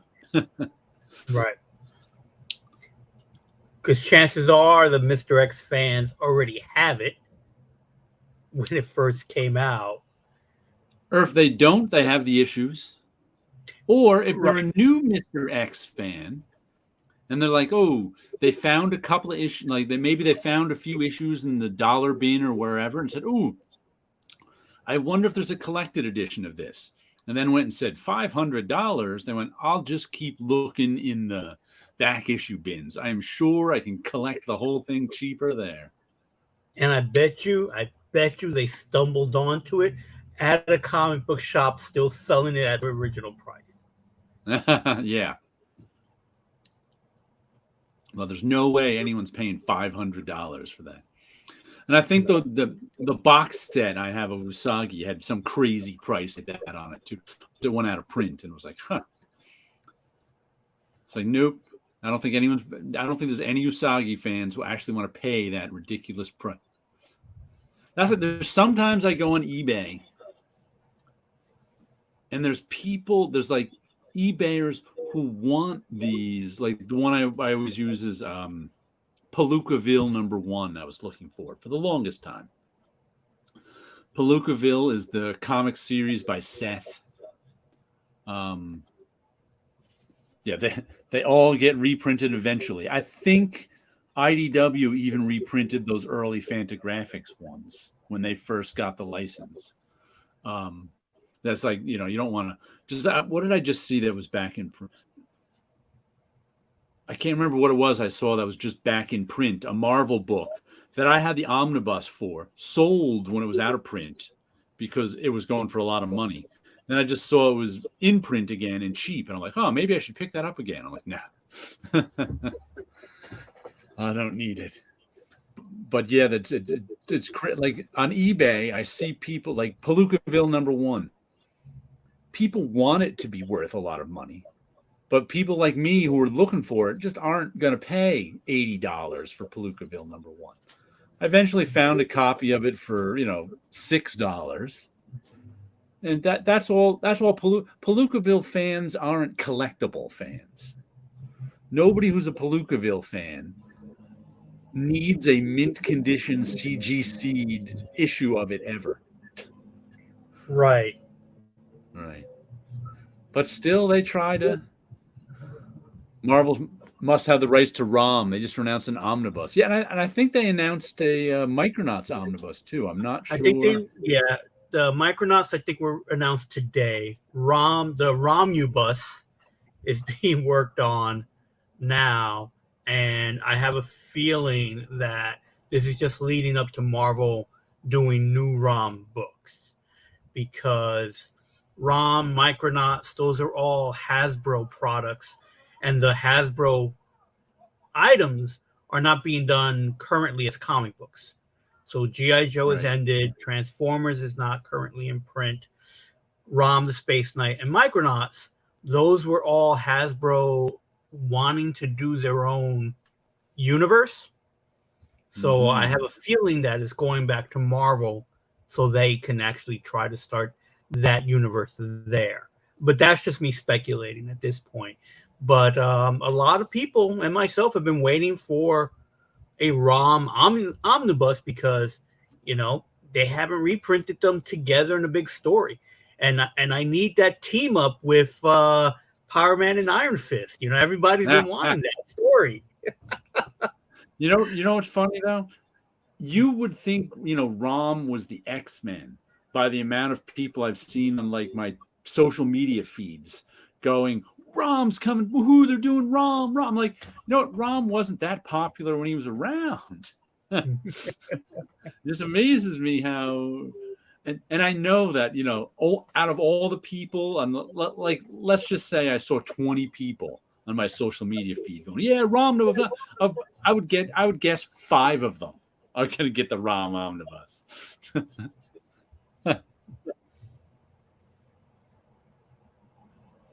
ROM. No hardcovers for me. Usagi for me is the comic book version, just like Terry Moore collections. I buy them both of them in single issues. I like it. Who's out there slamming issues of Palookaville? No one actually. I don't think I actually saw a slab, but people were trying to sell the first issue for $80 to $100. Hopefully this means they'll do a new release of Power 9 Fist Volume 2. Yeah, that's what you and Wilson are on the same page. I loved ROM when he was being published by him. I liked ROM. Don't get me wrong. I bought it. I bought ROM from issue 15 up until the end. Got rid of them 20, 30 years ago because I was like, but let's face it, ROM comics were solid, mediocre 80s Marvel comics. They were by no means great, but they were solid. And one of the reasons I got rid of ROM is only because, am I ever going to read it again? Probably not. Because there's not enough time for me to read stuff. It's kind of like, out of all the stuff I want to reread, ROM is not high on the list. I would rather reread my Nexus comics than ROM. I still haven't done that. Heck, I'd rather reread my John Sable freelance comics. And ROM was probably better than John Sable freelance. No, ROM. Yeah. For me, ROM is one of those. That was one of the first early books for me. So it's like it was one of those things that was different than the rest of the Marvel stuff, although it's superhero Marvel stuff, but it was a little different. I think the fact that the way the alien dye race work is once they infected you, you pretty much died. And I think that was a wild concept out of every other Marvel book. Is that there wasn't that much. There was more death in ROM than in most comics. A lot more death in ROM. And I think I also had the fascination of, here's a toy that completely failed, utterly failed, because you had them trying to create an electronic toy, but they had no backstory for it. Marvel created the backstory. They had no character to fight. There was nothing there but this electronic toy that they spent so much money on the electronic parts of it. and it went nowhere. It was a dud as an action figure that lived on as a comic book. That And like it was a solid comic. Bill it was Mantlo and Sal Buscema. Yep, it was a good read. Michael Golden covers. Yeah. The issues so of it was ROM like, I kept were the Jack of Hearts one with the Michael Golden cover and the X-Men ones. That was one of the first places the X-Men showed up outside of their own book, was in ROM. Yeah. And I think So Skybound is getting the G.I. Joe publishing rights. They just don't have them. They just haven't come out with books yet. I don't know when the first G.I. Joe Skybound is supposed to come out. Okay, I wasn't aware that G.I. Joe went to Skybound. Oh yeah, they went to. That's why IDW had to stop publishing them, because Kirkman bought the rights. And I did buy G.I. Joe 300. Remember, I bought. I don't have it anymore, but the only 2 issues of G.I. Joe I purchased off the stands were G.I. Joe number 1, G.I. Joe number 300. James Gunn will get back to Marvel just to direct Rom's movie. Yeah. I love the Ditko issues of Rom once again were solid. I didn't love them, but they were solid. Rom is a cult hit. I'm not even sure if Rom qualifies as a cult hit. I think people, when people can finally get their hands on Rom, they'll be less interested in it.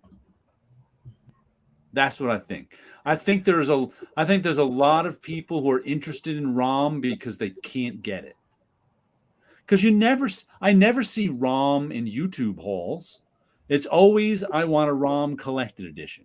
It's like the collected edition people who want ROM. And I think once they can get it, they might not be that interested in it. I every now and then I would run into a ROM comic as the back issue stuff. For $2, I would always pick it up because it's like you mentioned, it's a safe read in the sense of here's something, you read it and then you can move on with it. I don't know what it is to me about ROM other than that, because it's not a great design. He has mittens for hands, and he has that solid square chest, and again, it was yes, I always did want to own the toy just because of the good covers of it. Yeah. But good covers, Sal Buscema art, and there were some stakes in the writing. Yes. So it was like, to me, that was always what was fun about it. And some Rom Bill is a Silver Surfer with medication.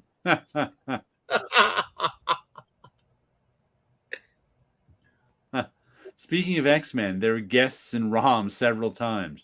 You could tell from the stories Bill Mantlo is pitching the X-Men in case Claremont left. Yeah, that was one of the reason I started picking up ROM was the first one was the Jack of Hearts issue, because I was a Jack of Hearts fan back then. And then the X-Men guest starred in it, and I was big into the X-Men. So then after that, I just started picking it up because I was like, hey, it's a solid book. I have to pitching them. For me, it's a nostalgic thing with ROM. Brings me back to my 12-year-old self. Yeah, I can understand that. They were solid enough to be loved. Exactly. Never read a ROM comic. Your description of it is making me want to find out more about it. Yeah, it's a solid comic. It's just still trying to complete run of ROM. I think I bought the first issue too, and then nothing until that Jack of Hearts issue. If ROM is back, they can use Bug in Guardians again. Well, I think this is the Micronauts back. Bug was Micronauts, and Marvel was able to use Bug. Yeah, because Marvel created Bug in the Micronauts. Yes. So that's why there was ROM was mindless fun. Yeah. ROM was like Master of Kung Fu. People want a collection because the stories stand on their own and they're consistently good throughout. Yeah, I think, but they're not great comics, ROM. They're just good which is fine. I'm not saying don't put ROM out. I'm just saying I think it's going to be less popular than my streams suggest. I don't know if it's anything but us old guys clamoring for ROM, and I'm not sure how many of us are going to buy it. That's the thing. I don't know if I would get that whole thing, because I prefer ROM in single issue format. Right. That And I think the other thing is like I don't recall if I ever had a conversation with other comic collectors of my group and peer that would read ROM. So I think that's the other thing too, is that there are a bunch of fans, but they were not fans who were able to connect with other fans that ROM existed for them. So this is the most conversation I ever had about ROM is with you. Ah, right. Other people that I hang out with and have fun times with and talk about comics. ROM rarely gets brought up because they weren't reading ROM. I think that's the other Right. thing. It's like maybe every 5 comic book collector might have picked up ROM. Maybe. Mm-hmm. And we're so, I'm the ROM collector of my Bronx area. And then the next collector maybe in the next town over. That's the Right. only thing I can guess why only on the internet that I view that ROM gets a lot of love. And I've never heard of Josh Bayer's unlicensed cover comics of ROM benefiting Mantle. I'll have to look into that. Yeah, that I don't know about either. Good comics are secretly great. I'm not sure, but good comics have their place. I'm like, as I say here, some I enjoyed every single one of these comics I read this week, but some of them are B's, some of them are A's. But you need B comics. I mean, everything can't be an A. There's just no. If I were to only, I think if I were to say to myself, I only want to. I think anybody who says to themselves, I only want to buy A comics, ends up not buying comics. You have to, every comic can't be the best comic ever. And if it's like, if that's your expectations of the comics you're reading, I mean, don't put up with C's. If something's a C minus, don't buy it again. But if it's a B, that's cool. That means you enjoyed it. It was pretty good. Just wasn't, really good. Inside Hulk from 84 to 87, then X-Men. Okay. Get Hickman to write ROM and it'd be a mega hit for Marvel. With Bug, I was confusing publishing with live action film rights. Oh, I don't think, but what it is, I don't think Hasbro owns Bug. No, Hasbro does Marvel owns Bug. Marvel That's owns why Bug. they're able to put out Bug comics over the years without Hasbro. I don't know what. Now I remember 10 years ago, they had a Lady ROM version in a comic named Annihilators. Right. Cool The space Marvel could use the Space Knights they created. They could use the Dire Wraiths too. Right, because they created those characters. So the only thing that that in the comic book wise, you had Rom's son show up for a short while. Rarely gets talked about the inimitable US-1. I would have to say I've mentioned the US-1 every now and then, but the conversations are very short. I'm almost positive I have the first issue. I remember nothing of it. Oh, I bought a few issues of that one. It's like a trucker comic. Yeah, were they truckers in space or truckers in general? Truckers in general, because the CB craze happened 8 years ago, so Marvel had to jump on it. The CB craze happened like in the mid to late 70s, so Marvel had to jump on it in the early 80s. Makes sense. BJ and the Bear was the biggest thing. I'm comfortable with ROM being just good. It will never be Gatsby level read. Yeah, exactly. I'm comfortable. I'm very comfortable with B level comics. B level comics let me find the A level comics too, because if, like I said, what happens when you're only looking for A level comics is like you get like disappointed and upset with like B level comics, and you shouldn't be. B level comics are solid, right? So it's like that expands. So it allows me to more comfortable room to find A level comics, like which is one of the problems I always say. There have to be good Marvel and DC comics out there, but I don't want to put in the time, energy, and money to find them, because I know most Marvel and DC comics, to me, are probably sea level, which means that in order for me to find like an A Marvel comic, I'm going to have to wade through a dozen C Marvel comics. And I just don't want to do that. And I think that's what happens to people who like, I only want A comics, is they don't want to have to go through a dozen B comics. They just want the A's. And I'm like, no, the dozen B's are good. That's fine. A B is a good grade to me. C is not. I don't necessarily want a C. But I'll wait. You know, I buy. Let's say what in here do I think was a B? The Nightclub is a B. But what the heck? I like it, especially for $2. Ambassadors is a B, maybe even a B minus, but the art brings it up to a B. But fine, it does. I don't feel disappointed having read a B comic. That's what it is. That's why I'm okay with them. Bug is 100% Marvel. Marvel just can't use Biotron, Microtron, the Space Guard, or Armor. Vikings, Archers, okay. There's all the. Oh. You guys ever read Baltimore from the Mignola? I have never gotten into the Mignola verse. I don't know why. It just leaves me cold. I've read the some Corbin Mignola verse stuff. I've read some stuff here and there, but I've never really gotten into it. I've never read any of them. Imitable, not inimitable, because Snyder's trucker comic Nocterra is heavily inspired by US1. Imitable, okay, not inimitable. I've never seen someone use imitable as can easily imitated. I have not either. It's written by Mignola, yeah. They go through metamorphosis, become scarier. Christopher Golden wrote it. Oh, that was another No, one. I know Chris. Marvel Team America, though. Oh, didn't Zek do covers to Team America? Or somebody good did covers to Team America, and then the insides were eh. It probably was Zek.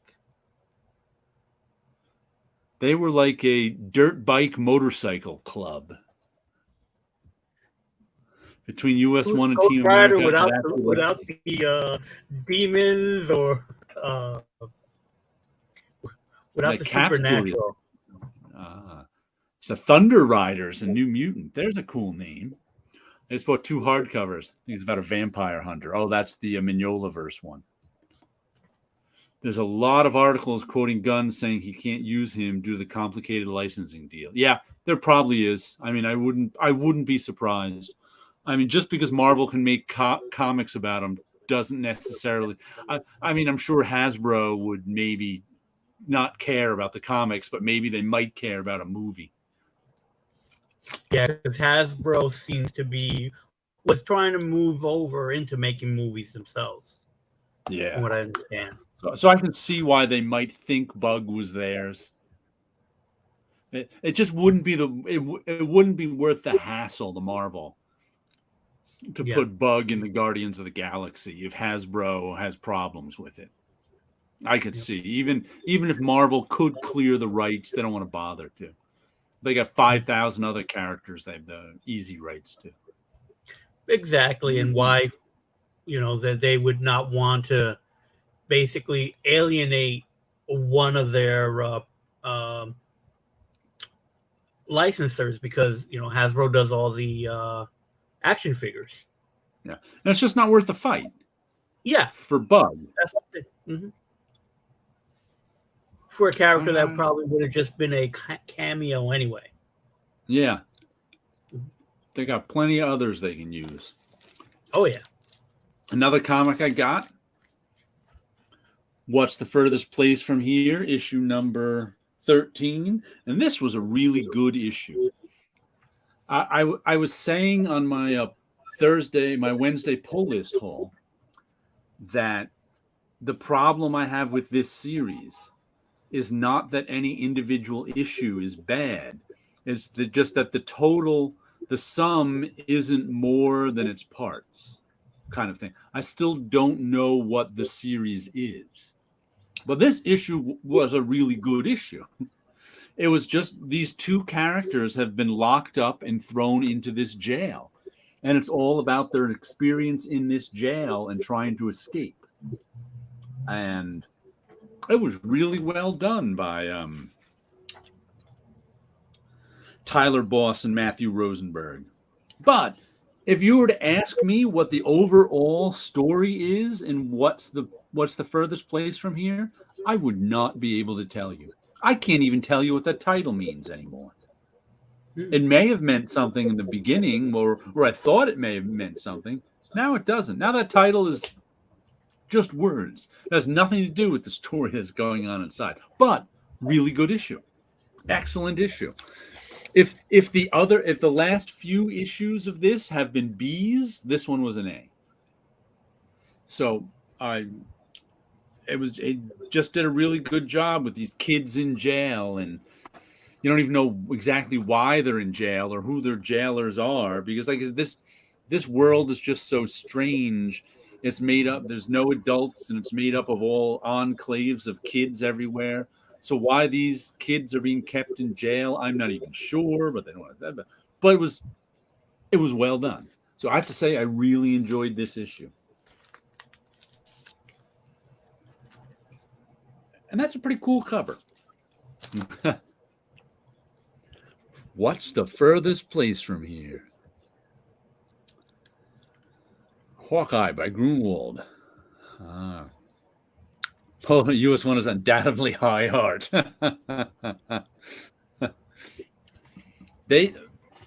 US one and Team America came out when I was in high school, I believe. So that was early 80s. And they contributed to me stopping buying, mainstream comics. Because even the goofy because even as a kid, when I was buying Marvel comics, I liked the odd Marvel comics. But that proved to me, even the odd Marvel comics, I didn't like that much.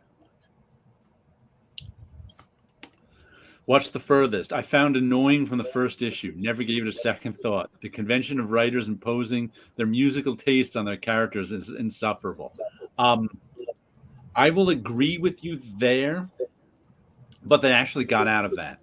Because what it was is the original characters, and I actually don't mind the convention of writers imposing their musical taste on the characters. I mind the convention of writers imposing their musical taste on me. Because I don't care about their musical taste. If their musical taste isn't mine, what do I care? But yeah, I know what you mean. I found that a little annoying. And it's so sort of hipster writer-ish. But the original characters, like I said, they all had little enclaves, and this enclave of kids lived in a record store. So that wherever they lived became their whole personality. So there's like a bunch who lived in a carnival, so that became their whole that became their whole culture, their whole personality, because they had no adults to guide them. So our original group of kids all lived in a record store. So music became their whole personality, even though they couldn't listen to the music. But eventually their store burned down and they're outside now. So that really doesn't come up anymore. The human fly. We had a long discussion about the human fly one week. I don't know, a year and a half ago. That's when... for some reason, because I hold a special place in my heart for the human fly, only because, not that it was a good comic, but it was the first comic like I got from beginning to end in like the late 70s. That was my era of being 10 to 14 years old. And there weren't a lot of new comics in the late 70s. So I really enjoyed the human fly. And one night on this show, I don't know what week it was, must be, I don't even think Wilson was here yet. I brought out my issues of the human fly and was showing them off. And who was it? Bill Lubbers, I think. We were like, we discovered an artist that like none of us on the show had heard of before. Must have been when Scott Connor was still here, and Paulo and I. And I think it was Bill Lubbers was his name. And it turned out he was like, and it's like, and he did some covers and interiors on the human fly. I'm like, how come I've never heard this guy's name before, even though I've had these issues for 40 years? And we looked him up, and it turned out not only was he a comic strip guy, he was one of the guys to do, I think it was the Tarzan strip for years and years. And he was a golden age artist. So we spent a lot of time going over those human flies. I want to find out which week that was and cut it out. Post just that. Sorry for the collateral conversation. He was helping tell me which Portuguese we had Rom in Portugal. Okay, that's okay. The weirdest toy adaptation Marvel was Animax. I found a web page about Animax once. It was a toy line that failed to get off the ground. Oh, okay. The Animax comic had some kind of zombie soldiers who lived on as cyborg animals. I vaguely remember that. Yeah. The great book, The Human Fly, and by great, I mean tolerable. Exactly. Even as a kid, reading The Human Fly, I knew it was just tolerable. But still, I loved it just because it was new and there was like nothing else on the stands like it. Bob Lovers. He did the Tarzan Sundays. There we go. Bob Lovers. That's we'd never heard of him before. All of a sudden, I was like, Lubbers? Who's Lubbers? And then we spent the next half an hour researching Bob Lovers. I love all Marvel's licensed toy comics. The Star books, especially. Oh man, I've been getting into like basically watching a few YouTube shows about the various licensed stuff Marvel did, especially when they were connected to toys. And I remember it's like, oh, I got those issues. I got these issues, and it's like that is definitely a subset of a collection someone can do, of just getting the books that were with this tie-in. Sometimes there was a cartoon show, sometimes there wasn't. Sometimes it was only the lore for the toys and stuff like that. And I always thought there's like, I didn't realize how many of them was done by Marvel. DC did a few of them, especially the Master of the Universe stuff started at DC, but that eventually went over to Marvel as well, I believe. So it's one of those things where it's like Marvel did a lot of toy related items like that, those licensed type books where, you know, I didn't realize that they had their own little following of their own, even though some of them lasted 5 issues. Right. And speaking of Star Comics, I just saw, do you know Lisa Truciani? I know of her, yes. She married Rick Parker. Right. Eventually. But before that, she was a writer. She did work for, I know, in Barbie at Marvel. But I think she worked with Sid Jacobson, too. I don't know if she was his assistant for a while or just wrote some stuff for him. But she just... Sid Jacobson was the editor at Star Comics, who also went back to Harvey Comics, I think. So he's a long-time editor. But she reposted this really nice tribute to him. I think he's still alive, but I don't know what he's doing these days. He's not a young man. I think about how much she owed to him, how much she taught him. He was a really nice guy too. He still is. But yeah, last thing I noticed his name on, he was doing some writing with Ernie Colon. They were like they adapted the 9/11 Commission report. They adapted some like government reports over the years. I remember seeing his name on that, but I haven't seen it in a while. Star Ears as well. Huh. The Brazilians had a star line that included Strawberry Shortcake, He-Man, and Thundercats. Eventually, they ran on Marvel Star He-Man Store and started creating their own. Oh, cool. My first comic book was actually an issue of Kirby's Superpowers, the cartoon tie-in. Wow. Did anyone read Dino Riders? I did not read Dino Riders. After my time. Those are the titles. Oh, okay. So he knows the they have their Brazilian Star Comics. I remember reading some of those Star Comics when they came out. You know, I was of course not a kid anymore, but I read them just for the heck of it. Just because they were different and new, and I wanted to check them out. Yep, I enjoyed them. Is like, and the funny thing is that Marvel, from what I've read in the past, was that Marvel was going to buy Harvey Comics. In the last minute, it didn't happen, so they created Ah, their own line, and they just hired everyone who was going to work on the right, Harvey books. right. Drew Sid Jacobson, because he knew all Yeah. the Harvey guys, and he hired them all. And he's always a nice guy. I've only ever talked to him on the phone because of returning the artwork, because we had tons and tons of Star comic books there, sitting there. Because like Howard Post did so many of the Right. books, and he just didn't pick up the artwork because he did so much. It was like it was easier to just keep it stored at Marvel than it was at his own place. I love that show, that old cartoon. I love to show the old cartoons to my younger students. They just can't get enough. Do you know Ulysses 31? I've never heard of that one. I've heard of it, but I Yeah, never watched it. Popples. Popples. Ulysses 31 is dope. I do not know that one. But I'm not a big cartoon guy. Never have been, animated. Comic books, sure. Animated? Nah, not much at all. Well, a lot of the comic book superheroes, I met through animation and then found out, because I was really into the animation stuff. Spider-Man's Amazing Friends. Oh, see, Showed none of that stuff was in the late 70s. There was like no superhero animation.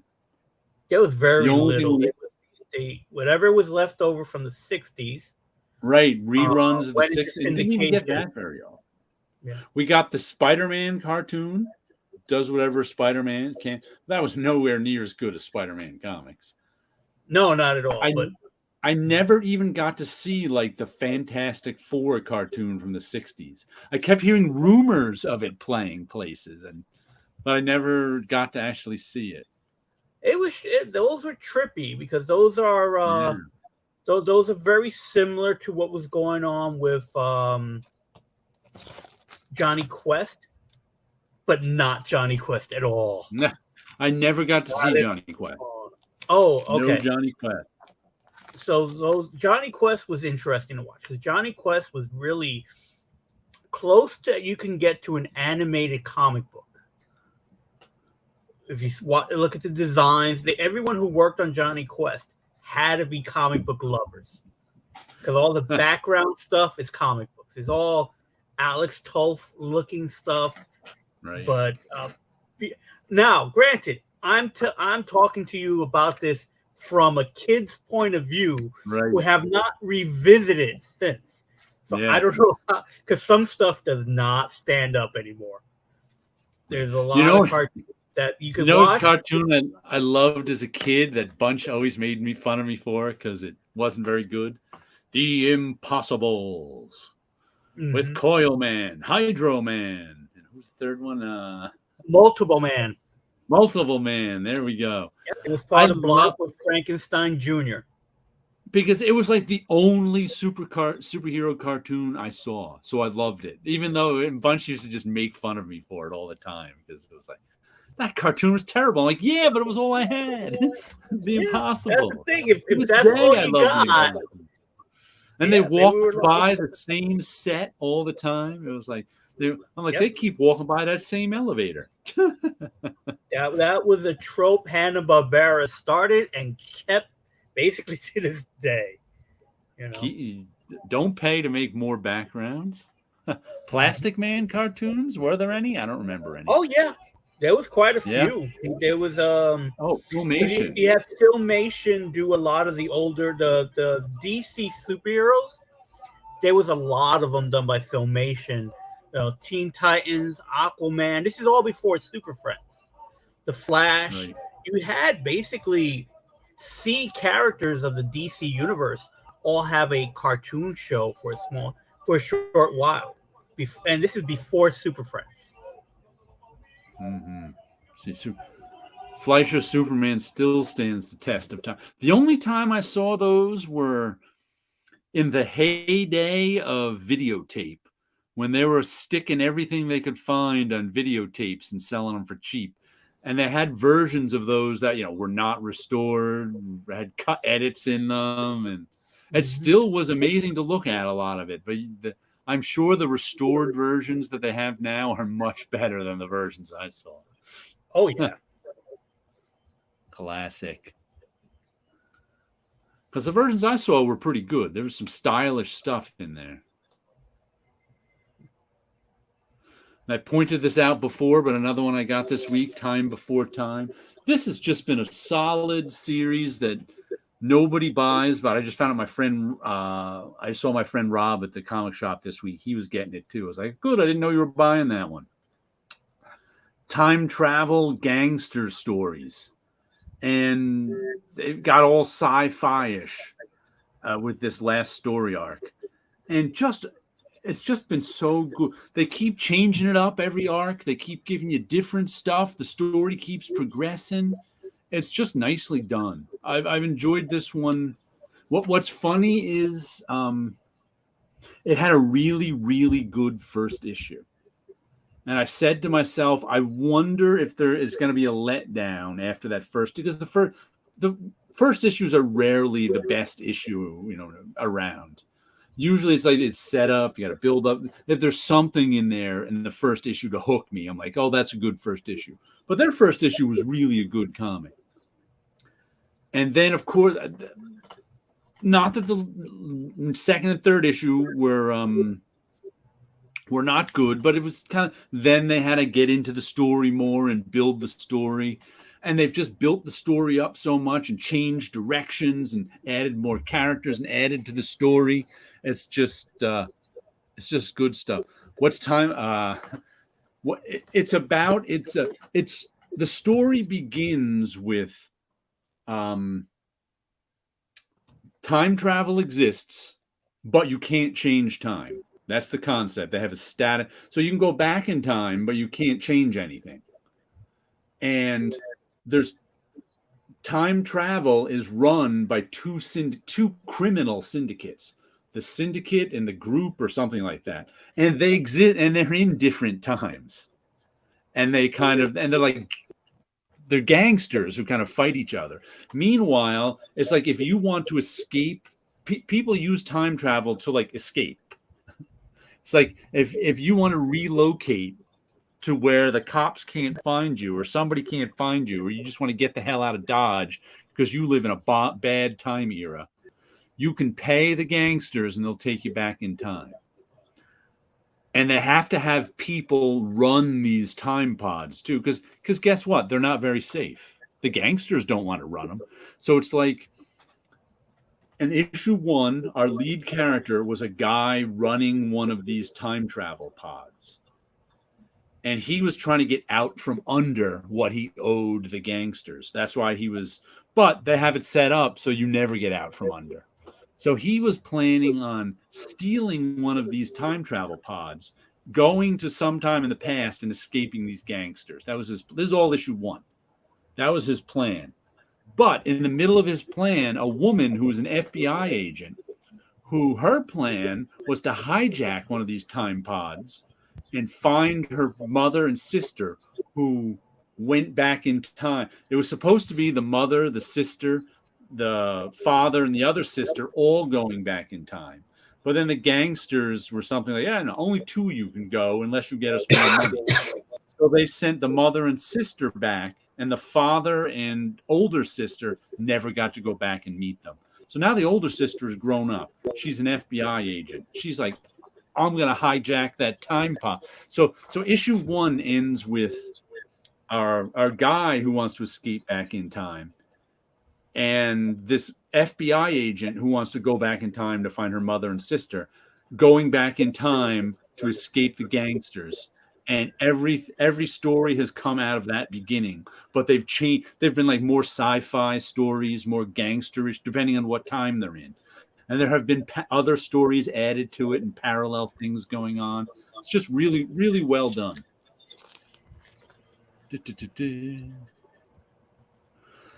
Those Marvel shows from the 60s are the ones where they just move a part of the body at time. Yep, the Doctor Doom was. And those are the ones that none of the Marvel artists got paid for. They just took all the Marvel Comics art, and that's another thing that got everybody mad in this here book. let's take a couple of. I'm not as depressed as I was after reading this, so let's go and look at some more highlighted sections. It'll make me depressed. What I remember about for what I was told, so I don't know how true this story is, for that limited animation thing that they were calling the Marvel superheroes. So you had Captain America, Iron Man, Thor, the Hulk, Namor, the Submariner.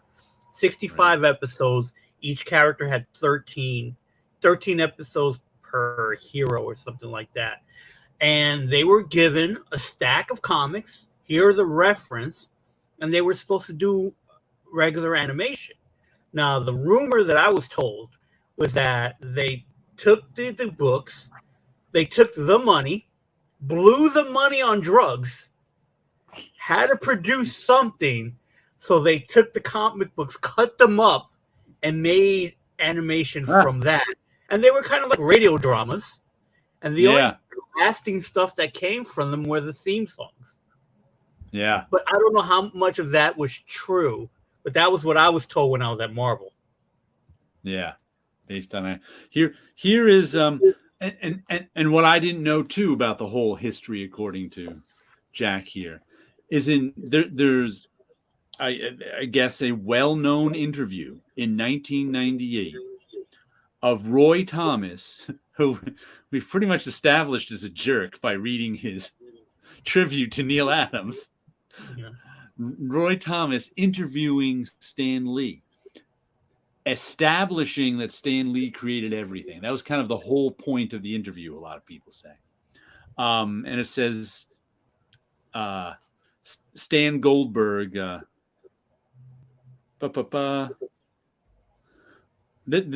First, we start with a Stan Goldberg quote. Was Stan writing full scripts for you when you started drawing Kathy, your first humor work? Goldberg. He was at the very beginning. Then things started exploding at Marvel, and Stan needed to cut some corners at his end so he could come up with new ideas. That's when he developed the Marvel style of writing stories, where the artist did most of the plotting and he did the dialogue. And then some artists resented it, but that was how it was done. I wasn't happy about it at first, but I learned to do it. Yeah, he wasn't happy about having more work for the same pay, but he learned to do it. And then, now we go into when Roy Thomas interviewed Lee in 1998, they backdated the Marvel method into the 50s and portrayed it as something that ultimately brought happiness and fulfillment to everyone involved. Roy, you probably didn't write full scripts for Jack for Fin Fang Foom, which I think has been established that Jack came up with. I did full scripts in the beginning, that then I found out how good he was at creating his own little sequence of pictures. I love how he describes Jack Kirby plotting he diminishes like everything that Jack does all the time. Like plotting a book, creating his own little sequence of pictures. It's just like, oh my God. And I did it in the beginning with Ditko too. But when I found out how good they were, he knew they wrote. Everybody in comics knew Jack Kirby and Steve Ditko wrote stories. It's like just discovering in the 60s that they did how good they were. I realized, geez, I don't have to do it. I get a better story by just letting them run free. You get a better story by letting them write it. Yeah. As opposed to him having to write it. It's just crazy. And once again, the same thing. Stan says, talking about the artists having to plot their own stuff. I will admit that a lot of them were very nervous about it and were very unhappy about being asked to do it. But then they loved it after a while. Of course they loved it. They had to do it. If they said they didn't love it, they were out. Jack Kirby said he didn't love it in whatever that month was in 1963. And all his work left. Oh, then there's talking about Wally Wood being interviewed by Mark Evanier. I had to make up the whole story. He was being paid for writing, and I was being paid for drawing, but he didn't have any ideas. I'd go in for a plotting session, and we'd just stare at each other until I came up with a storyline. I felt that I was writing the book, but not being paid for writing. And then here's another thing I didn't realize. Wallace Wood, he persuaded. I persuaded him to let me write one by myself since I was doing 99% of the writing. And then after Stan let Wally Wood write a whole issue by himself, he then told Wally Wood that he had to. Stan said it was hopeless and that he'd have to rewrite the whole thing. Then I saw it when it came out, and he changed 5 words, less than an editor usually changes. Not only did he only change 5 words, then in the letters page, he was like, if you can figure out Wally Wood's writing, you're a better man than I. He's like, he even in the letters page tells everybody that Wally Wood's writing was terrible. And I was like, what? And they reproduced the letters page here. Let me see if I can find where it is.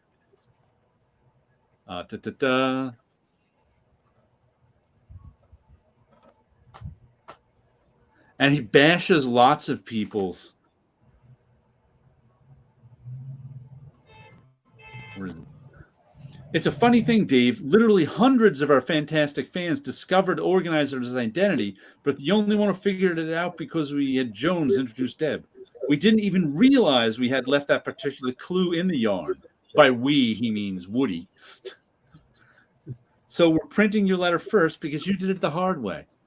Thanks for explaining his costume to us, Steve. We were wondering about that. Glad you liked Wally's story, but we'll let you in on a little secret. Stan the man couldn't keep his hands off the script, and when our leader got through editing it, it was about the only thing left. The only thing Wally himself had written was his name. That's what he wrote in the letters page after Woody said he only changed 5 words. Stan said he rewrote the whole thing. It's like,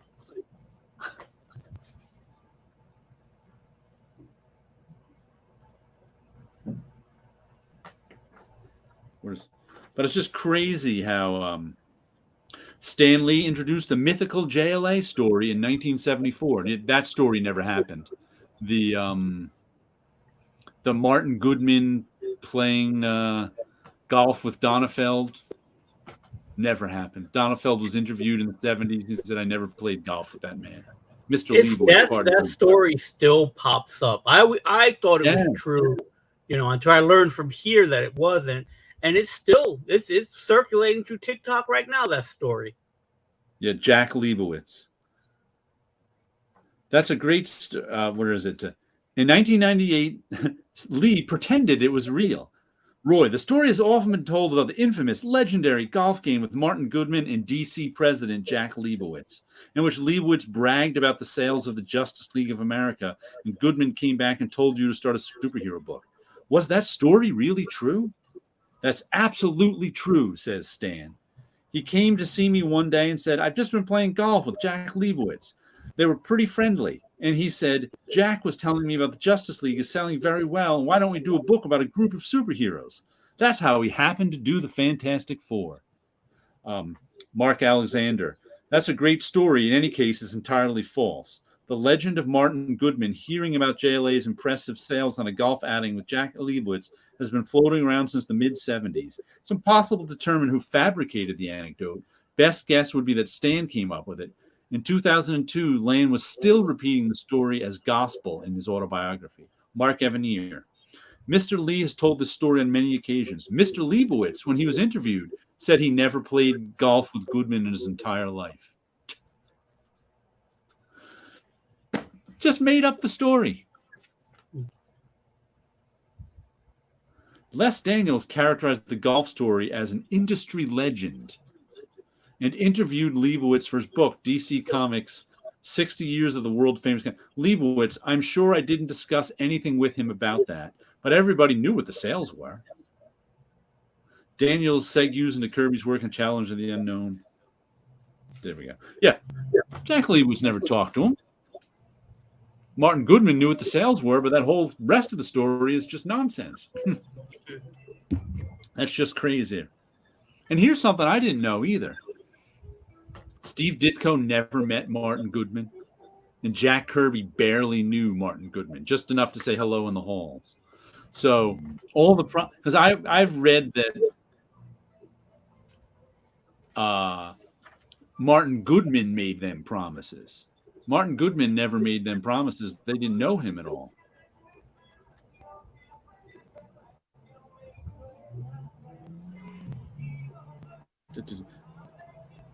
Yeah. But in the article there, does it talk about the what happened with the animated series? Not yet. I don't think I'm up to those years yet. Oh, okay. They might at some point, but yeah, because that would have been in '66. Yeah, I don't think we're up to 66 yet. Okay. Because a lot of this book is really about the very early 60s when everything was being created. Hmm.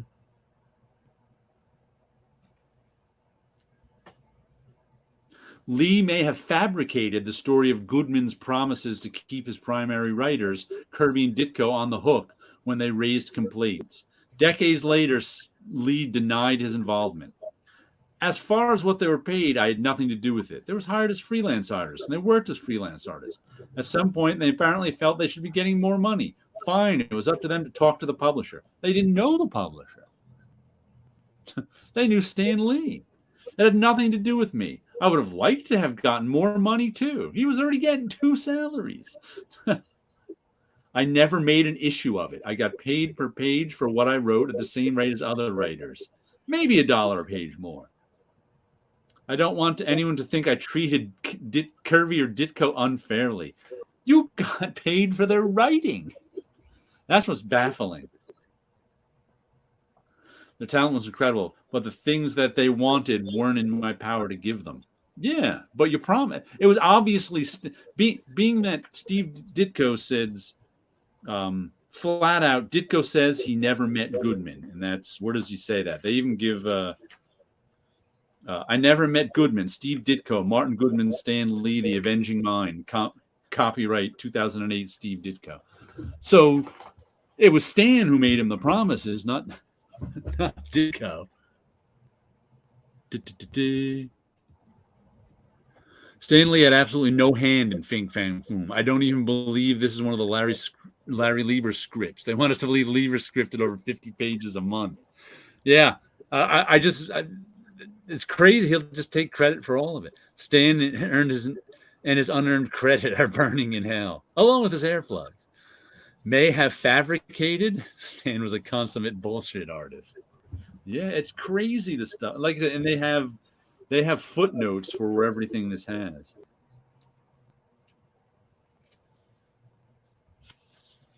For Stan Lee, credit was money. Yeah, when he got credited for a plot, he got paid.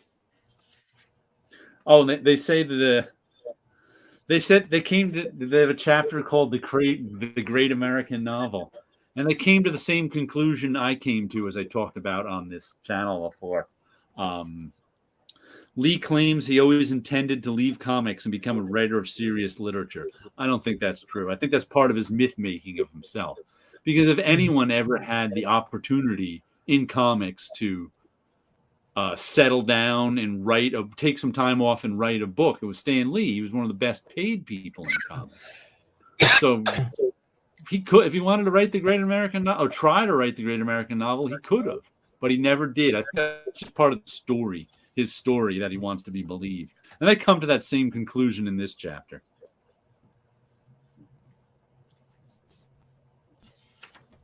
Oh, and they go through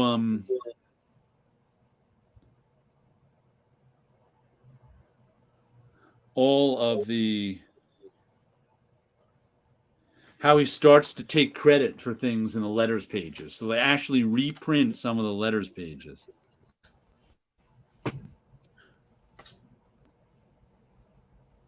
Too many letter writers seem to wonder if maybe Kirby was doing the writing.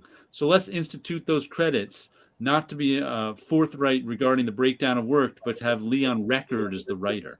So that's why he started doing credits.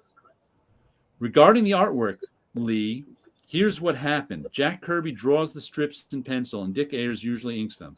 But Dick was busy inking another strip at the time. The second issue of the Hulk came due, so Steve Ditko helped out by inking that one. To be sure, any future confusion, you have probably noticed we are starting to name the writer, artist, and inker when there is a separate inker in all our favorite strips from now on. Hope you fans like that idea. And they're saying that Stan Lee really started doing that so he could take the writing credit and therefore the writers pay, even when other guys were doing plots. But also something I didn't know. Have you read the early issues of the Hulk?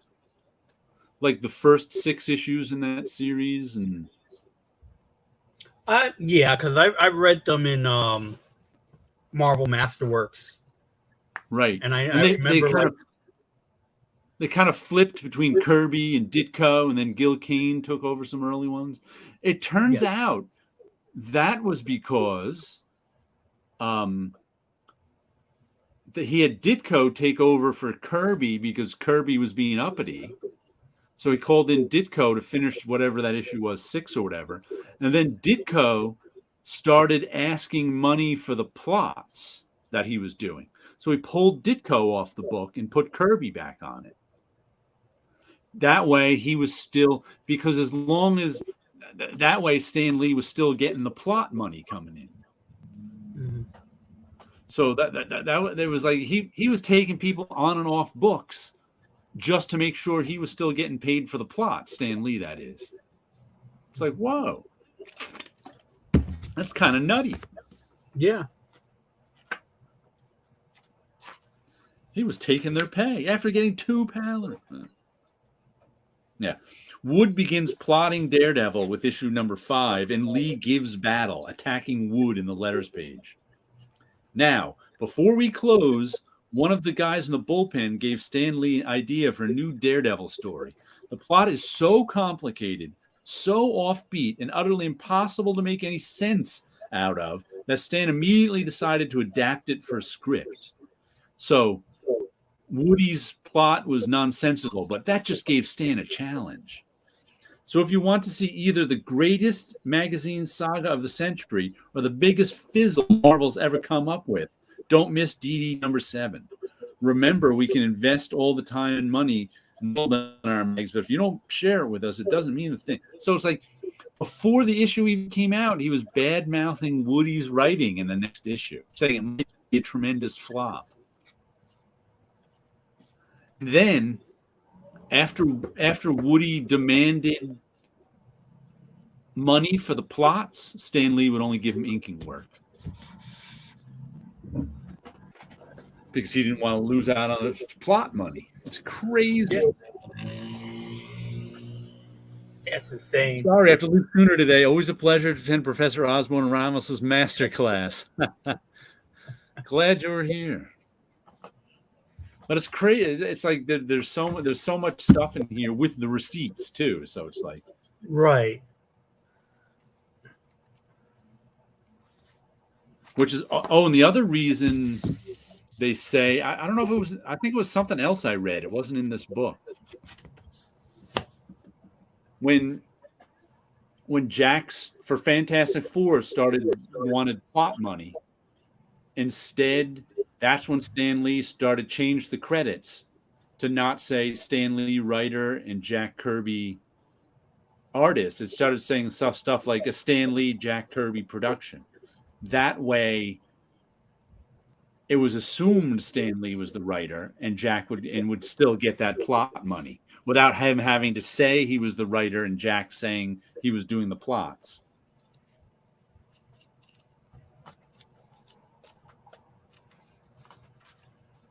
So that was all that. So Stan Lee was using the credits boxes to get paid.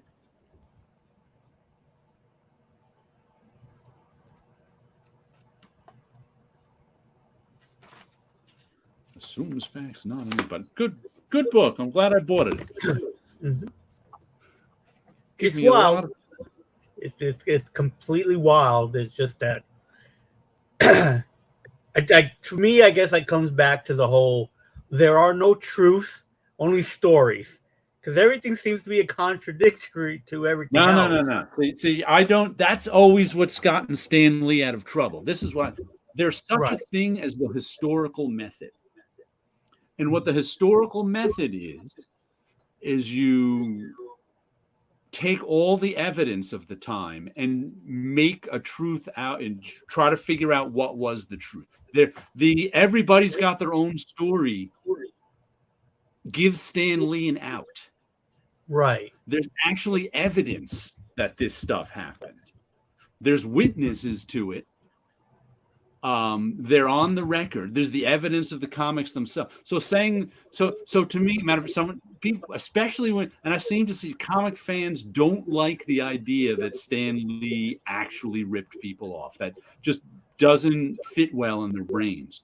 But the evidence said he did. Right. And that's why you have to look at you don't have to take everyone's story at face value, but the historical method looks at people's testimony and takes the evidence from it. And there's also physical evidence. There's like Stan Lee's, the physical evidence of the living eraser.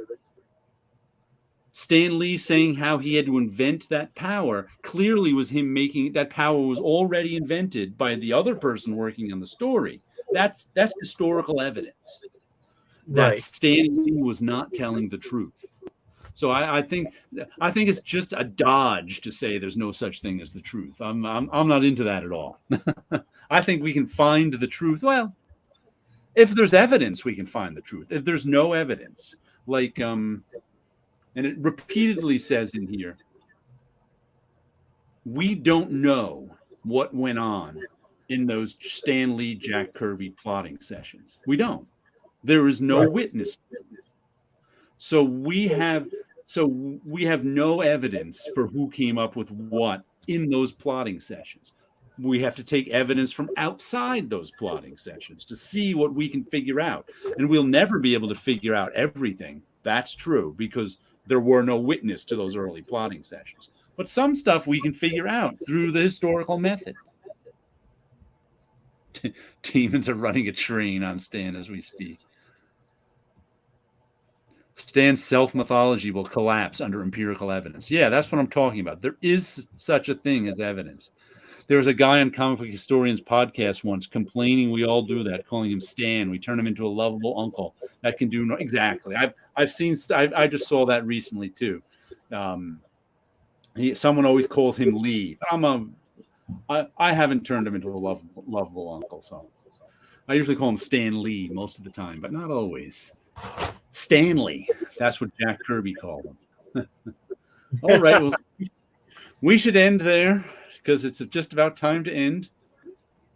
We've chatted enough tonight and gone over comics and comic history. Does it sound like I'm treating him like an uncle? No. I understand that point, but I'm not. I'm on team evidence.